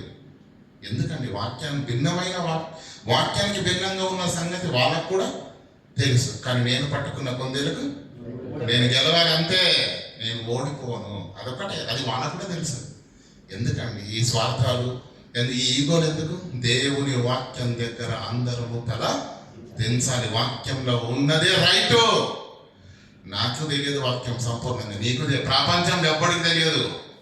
ఒక వాక్యం మన కళ్ళకి ఎదురుగా కనిపించింది అంటే, అయ్యో నేను ఈ విషయంలో నేను ఇంతకాలం ఇదనుకున్నానే, వాక్యంలో ఇలా ఉందా, అయితే నేను మార్చుకోవాలి. అది దేవుని వాక్యానికి తలదించడం అంటే. లేదో బైబిల్లో ఏమైనా ఉందని నేను ఇట్లనే పోతానంటే దాని అర్థం ఏంటి తెలుసా? దేవుని వాక్యాన్ని ధిక్కరిస్తున్నాం అన్నమాట. కనుక పిల్లగా 4వ శ్రమ ఎక్కడి నుంచి వచ్చింది? బోధ.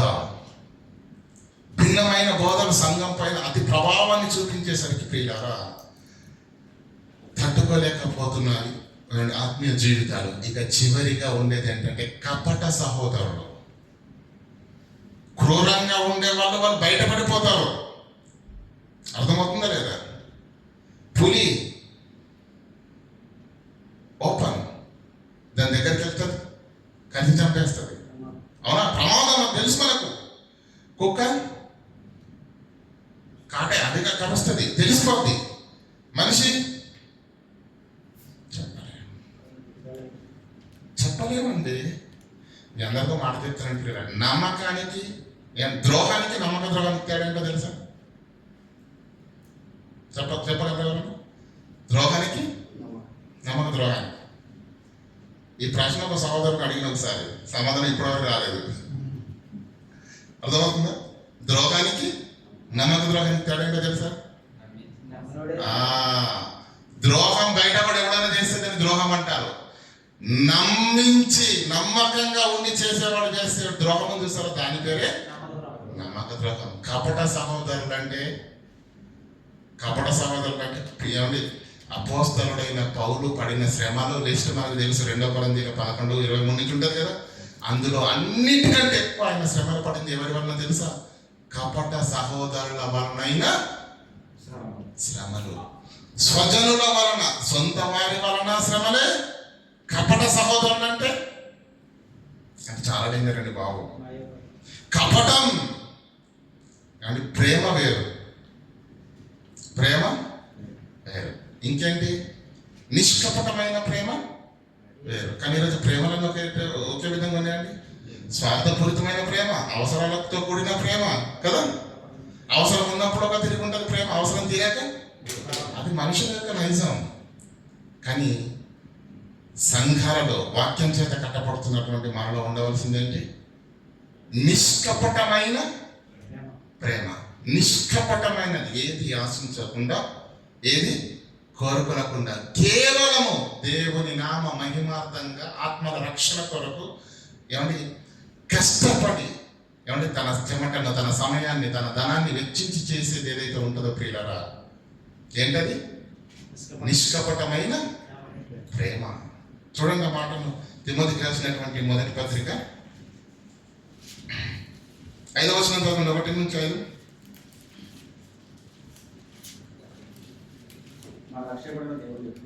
ఉపదేశ సారం ఏదనగా పవిత్ర హృదయము నుండి, మంచి మనస్సాక్షి నుండి, నిష్కపటమైన విశ్వాసము నుండి కలుగు ప్రేమయే. కపట సహోదరులో లేదు ఉంటుందా?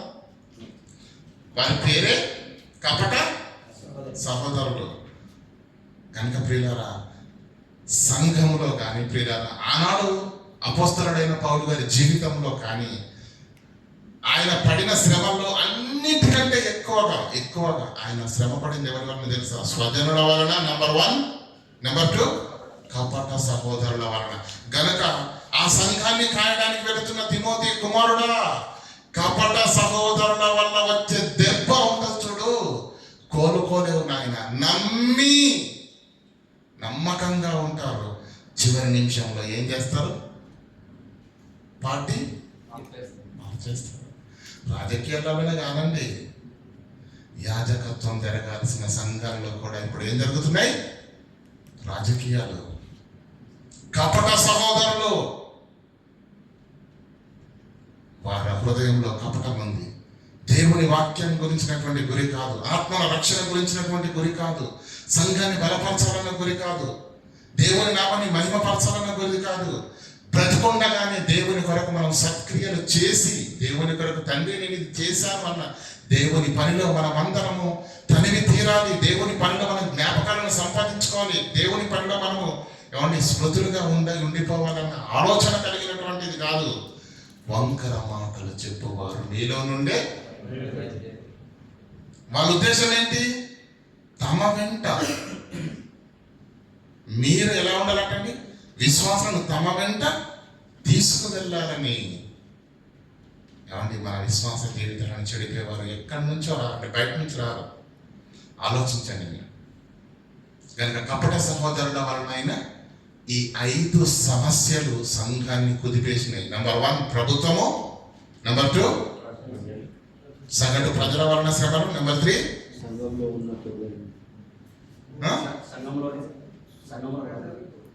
సంఘంలో వ్యతిరేకత, 4 బోధ, కూకటి వేళ్లతోటి వేసిన పిల్లలు, 5 కపట సహోదరుల వలన.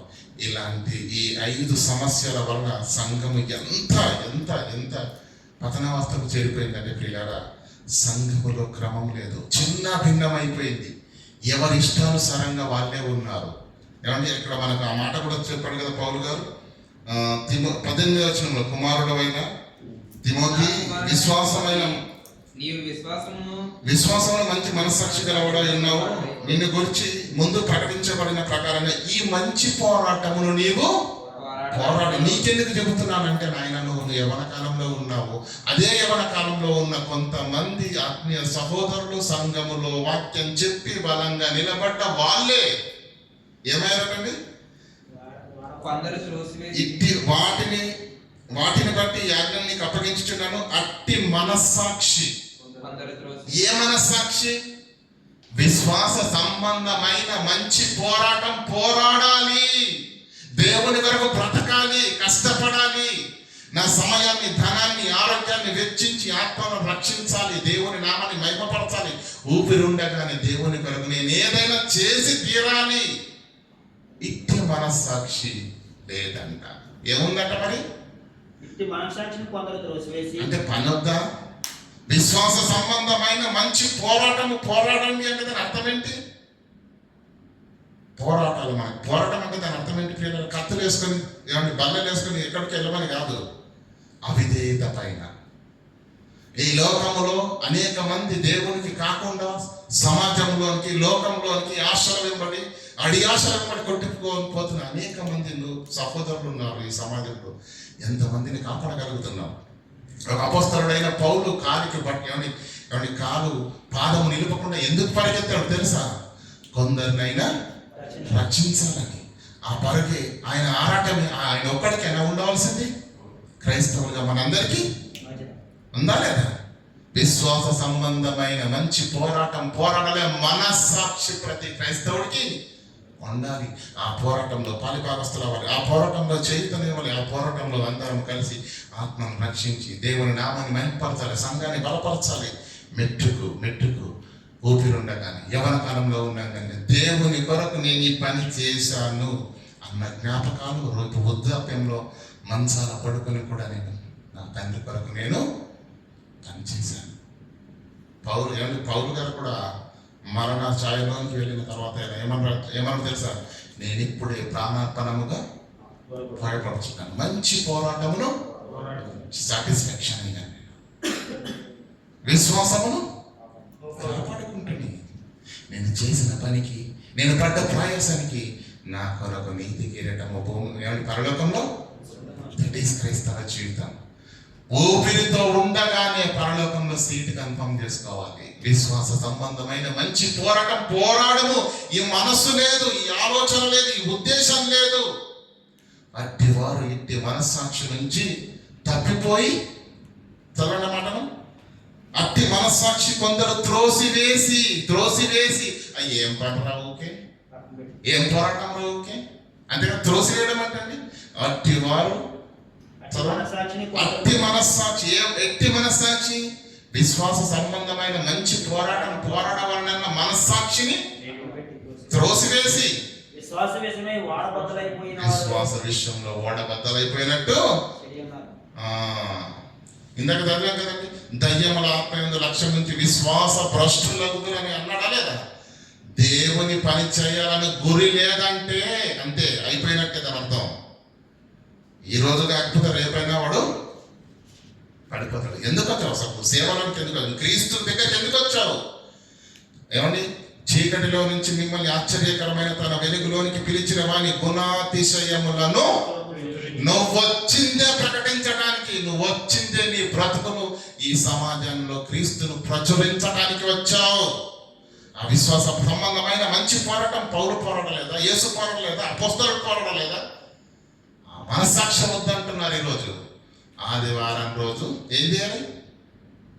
ఉదయాన్ని సెలవు ఉంటే దేవుని ఆలయానికి వెళ్ళాలి. ఇండియాలో అయినా ఇక్కడైనా అవకాశం ఉంటుంది కనుక దేవుని ఆలయానికి వెళ్ళడం, అక్కడ ఆయగారు చెప్పిన 4 మాటలు వినడం, మన కలిగిన దానికి ఇంత చందా వేయడం, తిరిగి వచ్చేయడం. అయిపోయింది. ఇక మనం క్రైస్తవులం. మళ్ళీ ఆదివారం రోజు కలుసుకుందాం. ఇది కాదండి క్రైస్తవ్యం. అలా లేదు బైబిల్లో. అపోస్తల కార్యాలు చదవండి. అపోస్తల జీవితాలు కరిగిపోతున్న కొవ్వొత్తి సమాజానికి వెలిగించినట్టుగా తమ జీవితాల్లో కష్టాలు, నష్టాలు, కన్నీళ్లు దిగమింగుకుంటూ క్రీస్తును ప్రకటిస్తూ క్రీస్తు సేవ కొరకు ప్రాణాలైనా పెట్టారే కానీ ప్రభువును మాత్రము విడిచిపెట్టలేరు. ఈరోజు మనకి ఏ కష్టం వద్దు, ఏ శ్రమ వద్దు, కనీసం చెమటని కూడా మేము ఓర్చుకోం. ఇలాంటి స్థితిలో మనం ఉంటే ప్రియులారా, ఏమండి, ఆ రోజు తిమోతికి అదే చెప్తున్నాడు, విశ్వాస సంబంధమైన మంచి పోరాటము ఆ మనస్సాక్షి కలిగి ఉండు, ఆ గురిని కలిగి ఉండు, ఆ ఆలోచనలతో ఉండు. దాన్ని కొంతమంది త్రోసివేసి విశ్వాసం భ్రష్టులైపోయారు కనుక యవ్వన కాలంలో ఉన్న కుమారులు జాగ్రత్త అని కుమారుడికి చెప్పాడు. ఇక 2వ అధ్యాయానికి వస్తే ప్రియులారా, మనము సంపూర్ణమైన భక్తి కలిగి దేవుడు ఏం చెప్పారు? అద్భుతమైన మాట రాసిపోయాడు ఇక్కడ. ఈ ప్రపంచంలో ఎవరి మాట అయినా దేవుడు, ఏమండి, అమెరికా ప్రెసిడెంట్ మాట దేవుడు ఎండు, రాష్ట్ర ప్రెసిడెంట్ మాట దేవుడు వింటాడా? అధికారుల మాట విండేమో కానీ, ప్రభుత్వాల మాట వినడేమో కానీ, దేవుడు ఆ పవర్ ఎవరికి ఇచ్చాడో తెలుసా? యథార్థమైన సంపూర్ణ భక్తి కలిగిన నీవు మోకరించి నువ్వు రాజు కొరకు ప్రార్థన చేసిన దేవుడు అంటాడు. రాజుల కొరకు, అధికారుల కొరకు, ప్రజలందరి కొరకు మీరు ప్రార్థన చేయండి. ఎందుకంటే దేవుడు మీ మాటలు వినటానికి తన చెవులను చాచుకున్నాడు. మనకు తెలుసు కదండి, దేవుడు ఎవరి ప్రార్థన ఆలకిస్తానన్నాడు? నీతిమంతుల ప్రార్థన ఆలకిస్తాడు. ఆ నీతిమంతుడు కానీ ఉంటే నువ్వు మోకరించి ప్రార్థన చేస్తే రాజుకు క్షేమం కలిగజేయాలని నువ్వు ప్రార్థన చేసిన దేవుడు నీ మాట వింటాడు. అది ఎంత మహాభాగ్యం మీరు ఆలోచించండి. అంత మహాభాగ్యాన్ని కలిగి ఉన్న మనము దేవునికి ప్రార్థనకు మొదలు పెట్టామంటే ఏం పెడతామండి? సూపర్ మార్కెట్ లిస్టే తప్ప ఏ రోజైనా క్షేమకరమైన ప్రార్థన చేసామా? విజ్ఞాపన ప్రార్థన చేస్తామా? అన్ని మన గురించే. ఇది కావాలి, అది కావాలి, అది కావాలి. నీకేం కావాలో దేవుడు తెలుసు, తండ్రి. కానీ దేవుడికి ఏం కావాలో అది నువ్వు చెయ్యి. ఏంటి? నువ్వు మనుషులందరి కొరకు ప్రార్థన చేయి. మనుషులందరూ సత్యమును తెలుసుకోవాలని ప్రార్థన చేయి. మనుషులందరూ సత్యముల గురించి అనుభవ జ్ఞానం కలిగిన వారిగా దేవుని జ్ఞానంలో వర్ధిల్లే సమయం రావాలి, సందర్భం రావాలి. అలాంటి సమాజంగా మారాలి అని ప్రార్థన చేస్తామండి. అదే మాట ఉంటే చూడండి 2:4. ఇక సంఘము అతలాకుతలం కావడానికి ప్రధాన కారణం ఏంటంటే ప్రియులారా, ఏమండి, ఎప్పుడైనా కూడా చిన్నప్పుడు మీ అందరికీ అంటే కొన్ని సందర్భాల్లో జరిగిన సంఘటన చెప్తున్నాను. చిన్నపిల్లలు ఆడుకుంటారు కదండి. చిన్నపిల్లలు మన ఇంటి వారు, పొరిగింటి వారు అనుకోండి, చిన్నపిల్లలు ఆడుకున్నారు. వాళ్ళు చిన్నపిల్లలు ఆడుకునే అకస్మాత్తుగా గొడవ అవుతుంది వాళ్ళకు. దేనికోసం గొడవ అవుతుందండి? చిన్నపిల్లలతో ఏముంటుందండి? కాగితాల కొరకు కూడా. ఒక సంఘటన చిన్నపిల్లలతో మొదలైందండి. చిన్నపిల్లలతో మొదలైన తర్వాత అది పెద్దల వరకు వెళ్ళింది అనుకోండి, ఎలా ఉంటుంది చెప్పండి? చిన్నపిల్లలు ఎలా ఉంటారండి? వీడి చొక్క వాడు పట్టుకుంటాడు, వాడి చొక్క వీడు పట్టుకుంటాడు, కాస్త ఇటు అటు అనుకుంటారు. కానీ అందులోకి పెద్దలు ఎంటర్ అయ్యారు అనుకోండి, తలను పగలగొట్టుకునే పరిస్థితిలోనికి వెళ్తాయి. అలా జరుగుతున్న గొడవలోనికి స్త్రీలు ఎంటర్ అనుకోండి, ప్రాణాలు పోయిన పరిస్థితులే ఉంటాయి. కనుక ఎప్పుడు కూడా గొడవలు స్త్రీ తలదూర్చడానికి వీలు లేదు. అది సగటు సమాజంలోనే జరగకూడదు. అంటే సంఘాలలో వాయిస్ ఎక్కువ అయిపోయింది. అక్కడ ఎఫ్ఎస్సిలో స్త్రీల యొక్క పెత్తనము ఎక్కువైపోయింది, వాయిస్ ఎక్కువైపోయింది స్త్రీలది. కనుకనే మీకు అర్థం కావడానికి ఎగ్జాంపుల్ చెప్పాను. ఇంకా చాలా విషయాలు ఉన్నాయి, అది చెప్పకూడదని ఈ చిన్న ఎగ్జాంపుల్ తోటి మిమ్మల్ని ఆలోచింపజేశాను. చిన్న పిల్లల దగ్గర చిన్న పిల్లలు ఏమండి కొంచెం పరిజ్ఞానం ఉన్న తల్లిదండ్రులు ఏమనుకుంటారో తెలుసండి, కొట్టుకున్నా కానీ వాడు కలుసుకుంటారు, మళ్ళీ సాయంకాలం వాళ్ళిద్దరు ఆడుకుంటారు అని చెప్పి పట్టించుకోరు. కానీ కొంతమంది ఆలోచన రాహిత్యం ఉన్న వాళ్ళు ఏం చేస్తారు, మా అబ్బాయిని కొడతా వాళ్ళు ఏం చేస్తారు, వాళ్ళు అనుకుంటాడా, వాడు వస్తాడు. ఇద్దరు కర్రలు పట్టుకుని తలలు పట్టుకునే పరిస్థితిలోకి చెంతారు. అదే తీవ్రత అంటే అందులోకి స్త్రీలు ఎంటర్ అయ్యారనుకోండి, ఆహా మా ఆయన అలాంటావా అంటే ఎలా ఉంటుంది చెప్పండి. వాళ్ళు లేకపోతే ప్రశాంతంగా ఉంటుందండి. వాళ్ళు ఎంటర్ అయ్యారనుకోండి తీవ్ర స్థాయిలోకి వెళ్ళిపోద్ది. పిల్లల వివాదం ఒక స్థాయి, పెద్దల వివాదానికి వచ్చేసరికి తీవ్ర స్థాయిలోకి ఉంటుంది. స్త్రీలు ఎంటర్ అయితే మాత్రం ఖచ్చితంగా ప్రాణాలు పోయిన సందర్భాలు కోకొల్లలుగా ఉన్నాయి. కనుకనే పౌలు ఇక్కడ ఏం చెప్తారు తెలుసా, ఇక్కడ మాత్రమే నొక్కి చెప్పింది ఏంటి తెలుసా, సంఘములో స్త్రీ. అర్థమవుతుందా లేదా? చదవండి ఆ మాట. 12వ వచనం స్త్రీలు మౌనముగా ఉండి 11 నుంచి చదువుకుందాం. స్త్రీలు మౌనంగా ఉండాలి,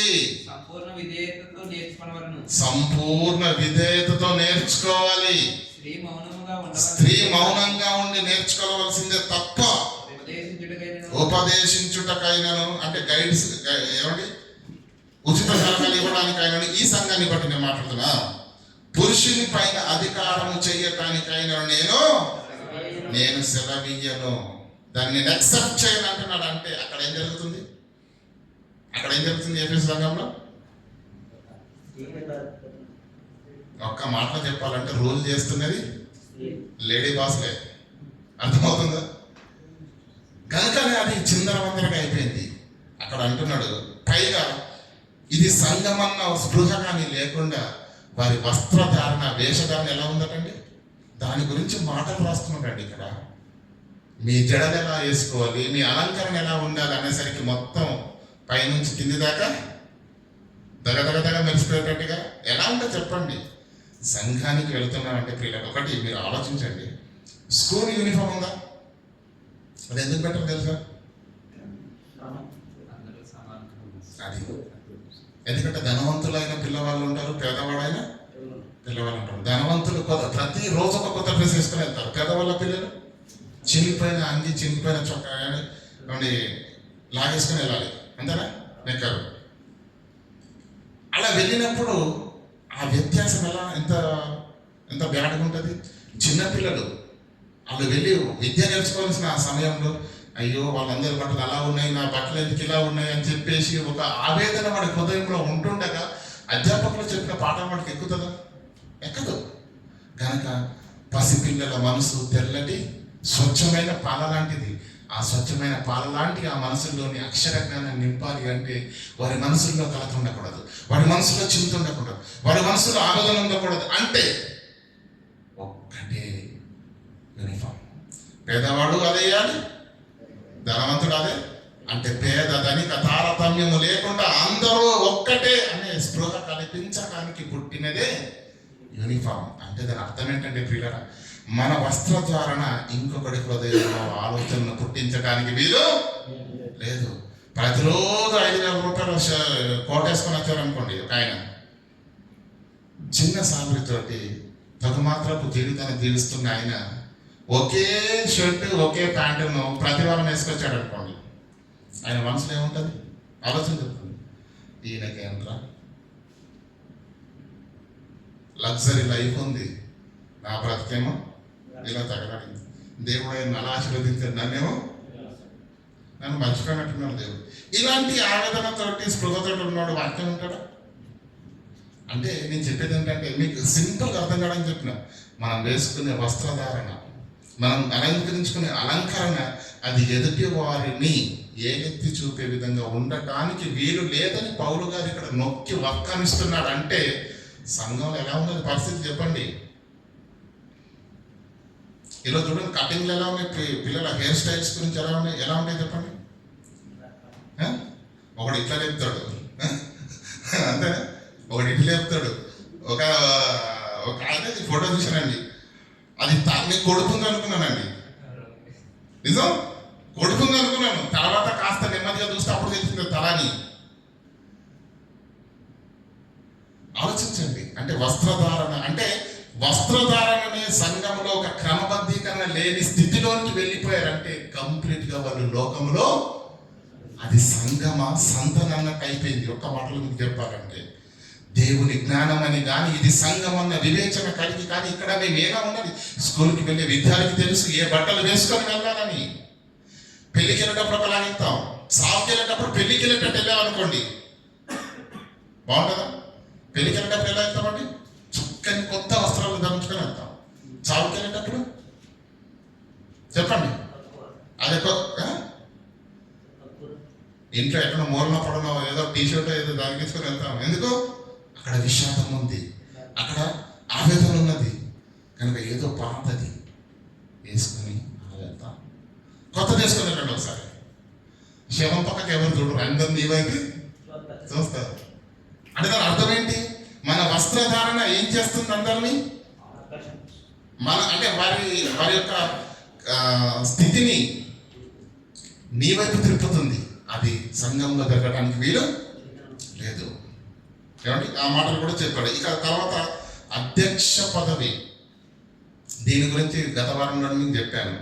సంఘంలో ఎలాంటి గొడవలు, ఎలాంటి అల్లరి, ఎలాంటి గ్రూపిజమ్స్ ఏర్పడింది అంటే పిల్లరా, నేనే గొప్ప, నాకు అధికారం కావాలి, నాకు ఇది కావాలి, నాకు అది కావాలి.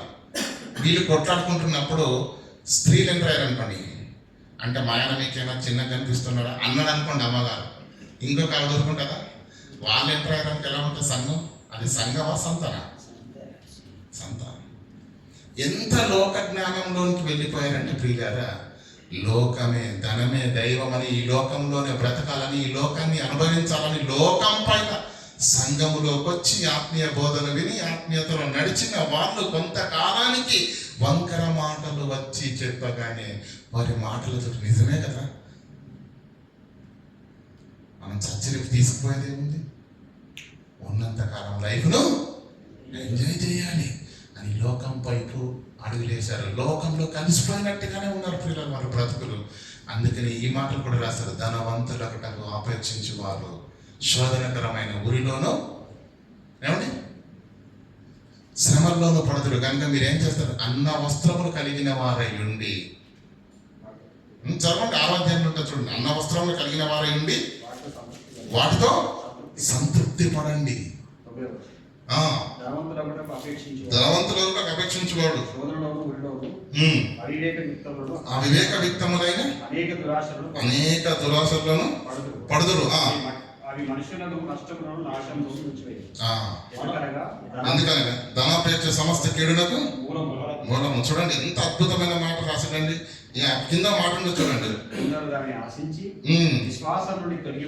విశ్వాసం నుంచి కాదు 7వ వచనం చదవండి. మనం ఈ లోకములోనికి ఏమీ తెలియదు, ఈ లోకంలోనికి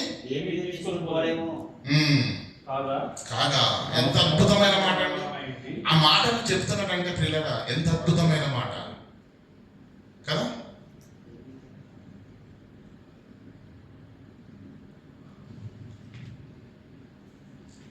కనుక ప్రియులారా, ఇలాంటి మాటలు పదప్రయోగాలు చేయబడ్డాయంటే ప్రియులారా, వారు లోకంని అనుభవిస్తున్నారు. క్రైస్తవ జీవితం అంటేనే ప్రియులారా ఏంటి? లిమిట్స్లో జీవించాలి. కంటికి చూసిందల్లా, నీ నోటికి రుచికి నచ్చిందల్లా తినడానికి వీలు లేదు. నీ ఆశలను, నీ ఆలోచనలు, నీ మనస్సును కట్టుకొని అదుపులో ఉంచుకొని దేవుని ఆజ్ఞకు భయపడి నీ మనస్సును అణుచుకొని కొనసాగించడమే దేవుని యొక్క మాటను వినటమే భక్తి, అవునా కదా? కానీ వీళ్ళు ఏం చేశారు? వంకర మాటలు విన్న తర్వాత సంపూర్ణంగా లోకంలోనికి కలిసిపోయారు. కనుకనే ఏమంటే సంతుష్టి సహితమైనటువంటి భక్తి గొప్ప లాభసాధకమని అక్కడ కింద రాయబడిన మాటలు మనం చూస్తే ఈ లోకంలోకి మనం ఏమి తెలియదు, మనం ఏమి తీసుకొని పోం. కాబట్టి మీరు బ్రతకవలసిన విధానం ఏంటంటే ఏది కలిగి ఉందో దానితో సంతృప్తి పడండి. మీరున్న స్థితిలో దేవునికి అంటకట్టబడి ఉండండి. ఇక 5వ అధ్యాయానికి మీరు వస్తే కనుక పిల్లలు 5వ అధ్యాయంలో ఒక అద్భుతమైన మాట ప్రయోగించబడి చూడండి. ఇది చాలా ఇంపార్టెంట్. వృద్ధులను గద్దింప అంటే సంఘములోనికి వచ్చినటువంటి వారిని మీరు ఎలా చూడాలి, ఎలా వారిని ట్రీట్ చేయాలి, ఏ విధమైనటువంటి మాదిరిని వారికి కనపరచాలని పౌలు గారు తిమోతికి రాస్తున్నట్టు చూడండి. వృద్ధుని గద్దింపక తండ్రిగా భావించండి, అతని హెచ్చరించుము. అన్నదమ్ములను యవ్వనులను అంటే చూడండి, ఎవరిని ఎలా పిలవాలని కూడా చెప్తున్నాడు ఇక్కడ.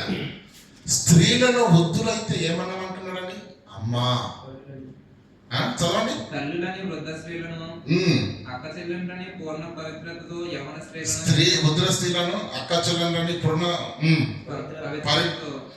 పవిత్రతను యవన స్త్రీలను హెచ్చరించుము. నిజముగా అనాథలైన విధవరాలను సన్మానింపుము. చూడండి, అన్నదమ్ములని యవనస్తులను, వృద్ధ స్త్రీలని తల్లులని, యవన స్త్రీలను అక్క, యవన స్త్రీలను చెల్లి. ఈ పద ప్రయోగం తప్ప మరొక పద ప్రయోగం ప్రయోగించడానికి వీలు లేదు సంఘంలో. ఎందుకంటే వారు మోకరించిన మనం మోకరించిన అందరం మనము వెలిగెత్తి పిలిచే నామం ఏంటి? పరలోకమందున్న తండ్రి. ఆ తండ్రి సంతానము, ఆ తండ్రి పిల్లలము, ఇదంతా ఒక్క కుటుంబము. తల్లులు ఉంటారు, తండ్రులు ఉంటారు, తల్లులు ఉంటారు, అన్నయ్యలు ఉంటారు, తమ్ముళ్ళు ఉంటారు, అక్కలు ఉంటారు, చెల్లెలు ఉంటారు. అంతే. సంఘములో మరొక పిలుపు పదప్రయోగం జరగడానికి వీలు లేదు. ఈరోజు సంఘాల్లో ఉన్న అతి భయంకరమైన పరిస్థితి ఏంటో తెలుసండి? సంఘములో ఎవరిని ఎలా పిలవాలో అని కూడా పౌలు గారు రాశారు. అంటే పిల్లలు మీరు ఆలోచించండి. ఈరోజు మీరు బాగా ఆలోచించండి. సంఘానికి వస్తారు, మనదంటే చిన్న సంఘం అండి, పెద్ద సంఘాల గురించి నేను మాట్లాడుతున్నాను. వస్తారు, 1 సంవత్సరం 2 సంవత్సరాల తర్వాత కట్ చేస్తే పెళ్ళి. ఎవరికి? ఆదివారం ఎక్కడి నుంచో నువ్వు వస్తావు, ఆదివారం ఎక్కడి నుంచో నువ్వు వస్తావు. అసలు మీకు పరిచయం ఎక్కడా? మీరు ఎప్పుడు కలుసుకున్నారు? మీరు ఎప్పుడు మాట్లాడుకున్నారు? మీరు ఎప్పుడు అర్థం చేసుకున్నారు ఒకరినొకరు? ఇంత అర్థం కాలేదా? సంఘమే వారి యొక్క అడ్డ. సంఘములోకి వచ్చి దేవుని వాక్యం పైన కానీ, బోధకుడు చెప్తున్న మాటల పైన కానీ ఉండదు. ఈరోజు అనేక మంది యవన పోకిరి చేష్టలకు అలవాటు పడినటువంటి యవన పిల్లలకు చెప్తున్నాం, పిల్లగా అతగాడొచ్చేది ఆవిడ్ని చూడడానికి, ఆవిడొచ్చేది అతగాన్ని చూడడానికి. ఇదా సంఘం? ఎలాంటి విశ్వ సంస్కృతులు ప్రియులరా, ఏ చెడైనా కూడా ప్రియులరా ఒక్కటిసారి రాదండి, చిన్నగా ప్రారంభమవుతుంది. చిన్నగా అది చిరికి గాలి వాన తుఫానుగా మారినట్టు ప్రతి దానికి ప్రియులరా. ఈరోజు చూడండి ఎంతమంది లేరండి. కొంతకాలం విశ్వాసంగా, తర్వాత భార్యాభర్తలుగా, ఆ తర్వాత విడాకులు. ఏంటిది? ఎక్కడ జరుగుతుంది ఇదంతా? ఈ పెళ్లి చూపులంతా ఎక్కడ జరుగుతున్నాయి? సంఘంలోన. పరిశుద్ధమైన దేవుని ఆలయం అని, ఇది దేవుని సన్నిధి వివేచన లేకుండా, మనసులోకి చెడు ఆలోచన రానివ్వకుండా, పవిత్రమైన యథార్థ హృదయంతో ఉండవలసిన విశ్వాసులు దేవుని వాక్యానికి ఎక్కడ స్థానం ఇస్తున్నారు చెప్పండి? ఎవరు భయపడుతున్నారు చెప్పండి? దేవుని వాక్యం ఎవరు తలదించుతున్నారు చెప్పండి? లేదు. శరీరాలు మాత్రమే వస్తున్నాయి, సంఘానికి కుదరదు. మనసులు కూడా ఇక్కడే ఉండాలి. ఆ మనసు వాక్యాన్ని వినాలి, ఆ మనసు వాక్యాన్ని అంగీకరించాలి, ఆ మనసు వాక్యానికి లోబడాలి. లేకపోతే చాలా ప్రమాదం ప్రియులు. చివరికి ఒక మాట 6:17 చదవండి. ఇహమందు ధనవంతులైన వారు గర్విష్ఠులు కాక, అంటే ఫైనల్ కంక్లూషన్ వాళ్ళకి ఏమిస్తున్నారంటే, ఇక మందు ధనవంతులైన వారు గర్విష్ఠులు కాక గర్విష్ఠులు కాకుండా అస్థిరమైన అస్థిరమైన మనస్సు యందు ఈ అస్థిరమైన ధనమందు నమ్మకం ఉంచుకోకండి. అంటే అక్కడ కోట్లకు పడగలెత్తిన వాళ్ళు ఉన్నారు. ఆ కోట్లే వాళ్ళతోటి పోట్లాటకు దించుతున్నాయి సంఘంలో. అంటే నేనేం తక్కువ ఉన్నదా, నా స్టేటస్ ఏమైనా తక్కువ ఉందా, నాకే అధ్యక్ష పదవి కావాలి, నాకే ఈ పదవి కావాలి, ఇలా గనక ఇహమందు ధనంతో మీరు గర్విష్ఠులు కాకుండా అస్థిరమైన ధనమంతో మీరు నమ్మిక ఉంచుకోకండి. సుఖముగా అనుభవించుటకు సమస్తము మనకు దయచేసిన దేవుని యందు మీరు వీళ్ళ నమ్మకాలు, వీళ్ళ బలం ఏంటి? ధనమే వీళ్ళ బలం. కానీ దేవుని నమ్ముకొని దేవుని పైన ఆధారపడి ఉండాలి. అది మన బలం కావాలి. వారు వాస్తవమైన జీవమును సంపాదించుకోవాలంటే రాబో కాలమునకు మంచి పునాది తమ కొరకు వేసుకొని పౌలు వేసుకున్నాడు. తనకున్న సమస్తమును పెంటగా ఎంచి కష్టాలు, నష్టాలు, శ్రమలు, ఆత్మల రక్షణ, దేవుని పనంటూ పరిగెత్తి పరిగెత్తి పరిగెత్తి పరిగెత్తి మరణ ఛాయలు వచ్చినప్పుడు ఏమన్నా తెలుసా? మంచి పోరాటము పోరాడుతున్న విశ్వాసాన్ని కాపాడుకుంటే నా కొరకు పరలోకంలో నీతి కిరీటము ఉంది. రాబో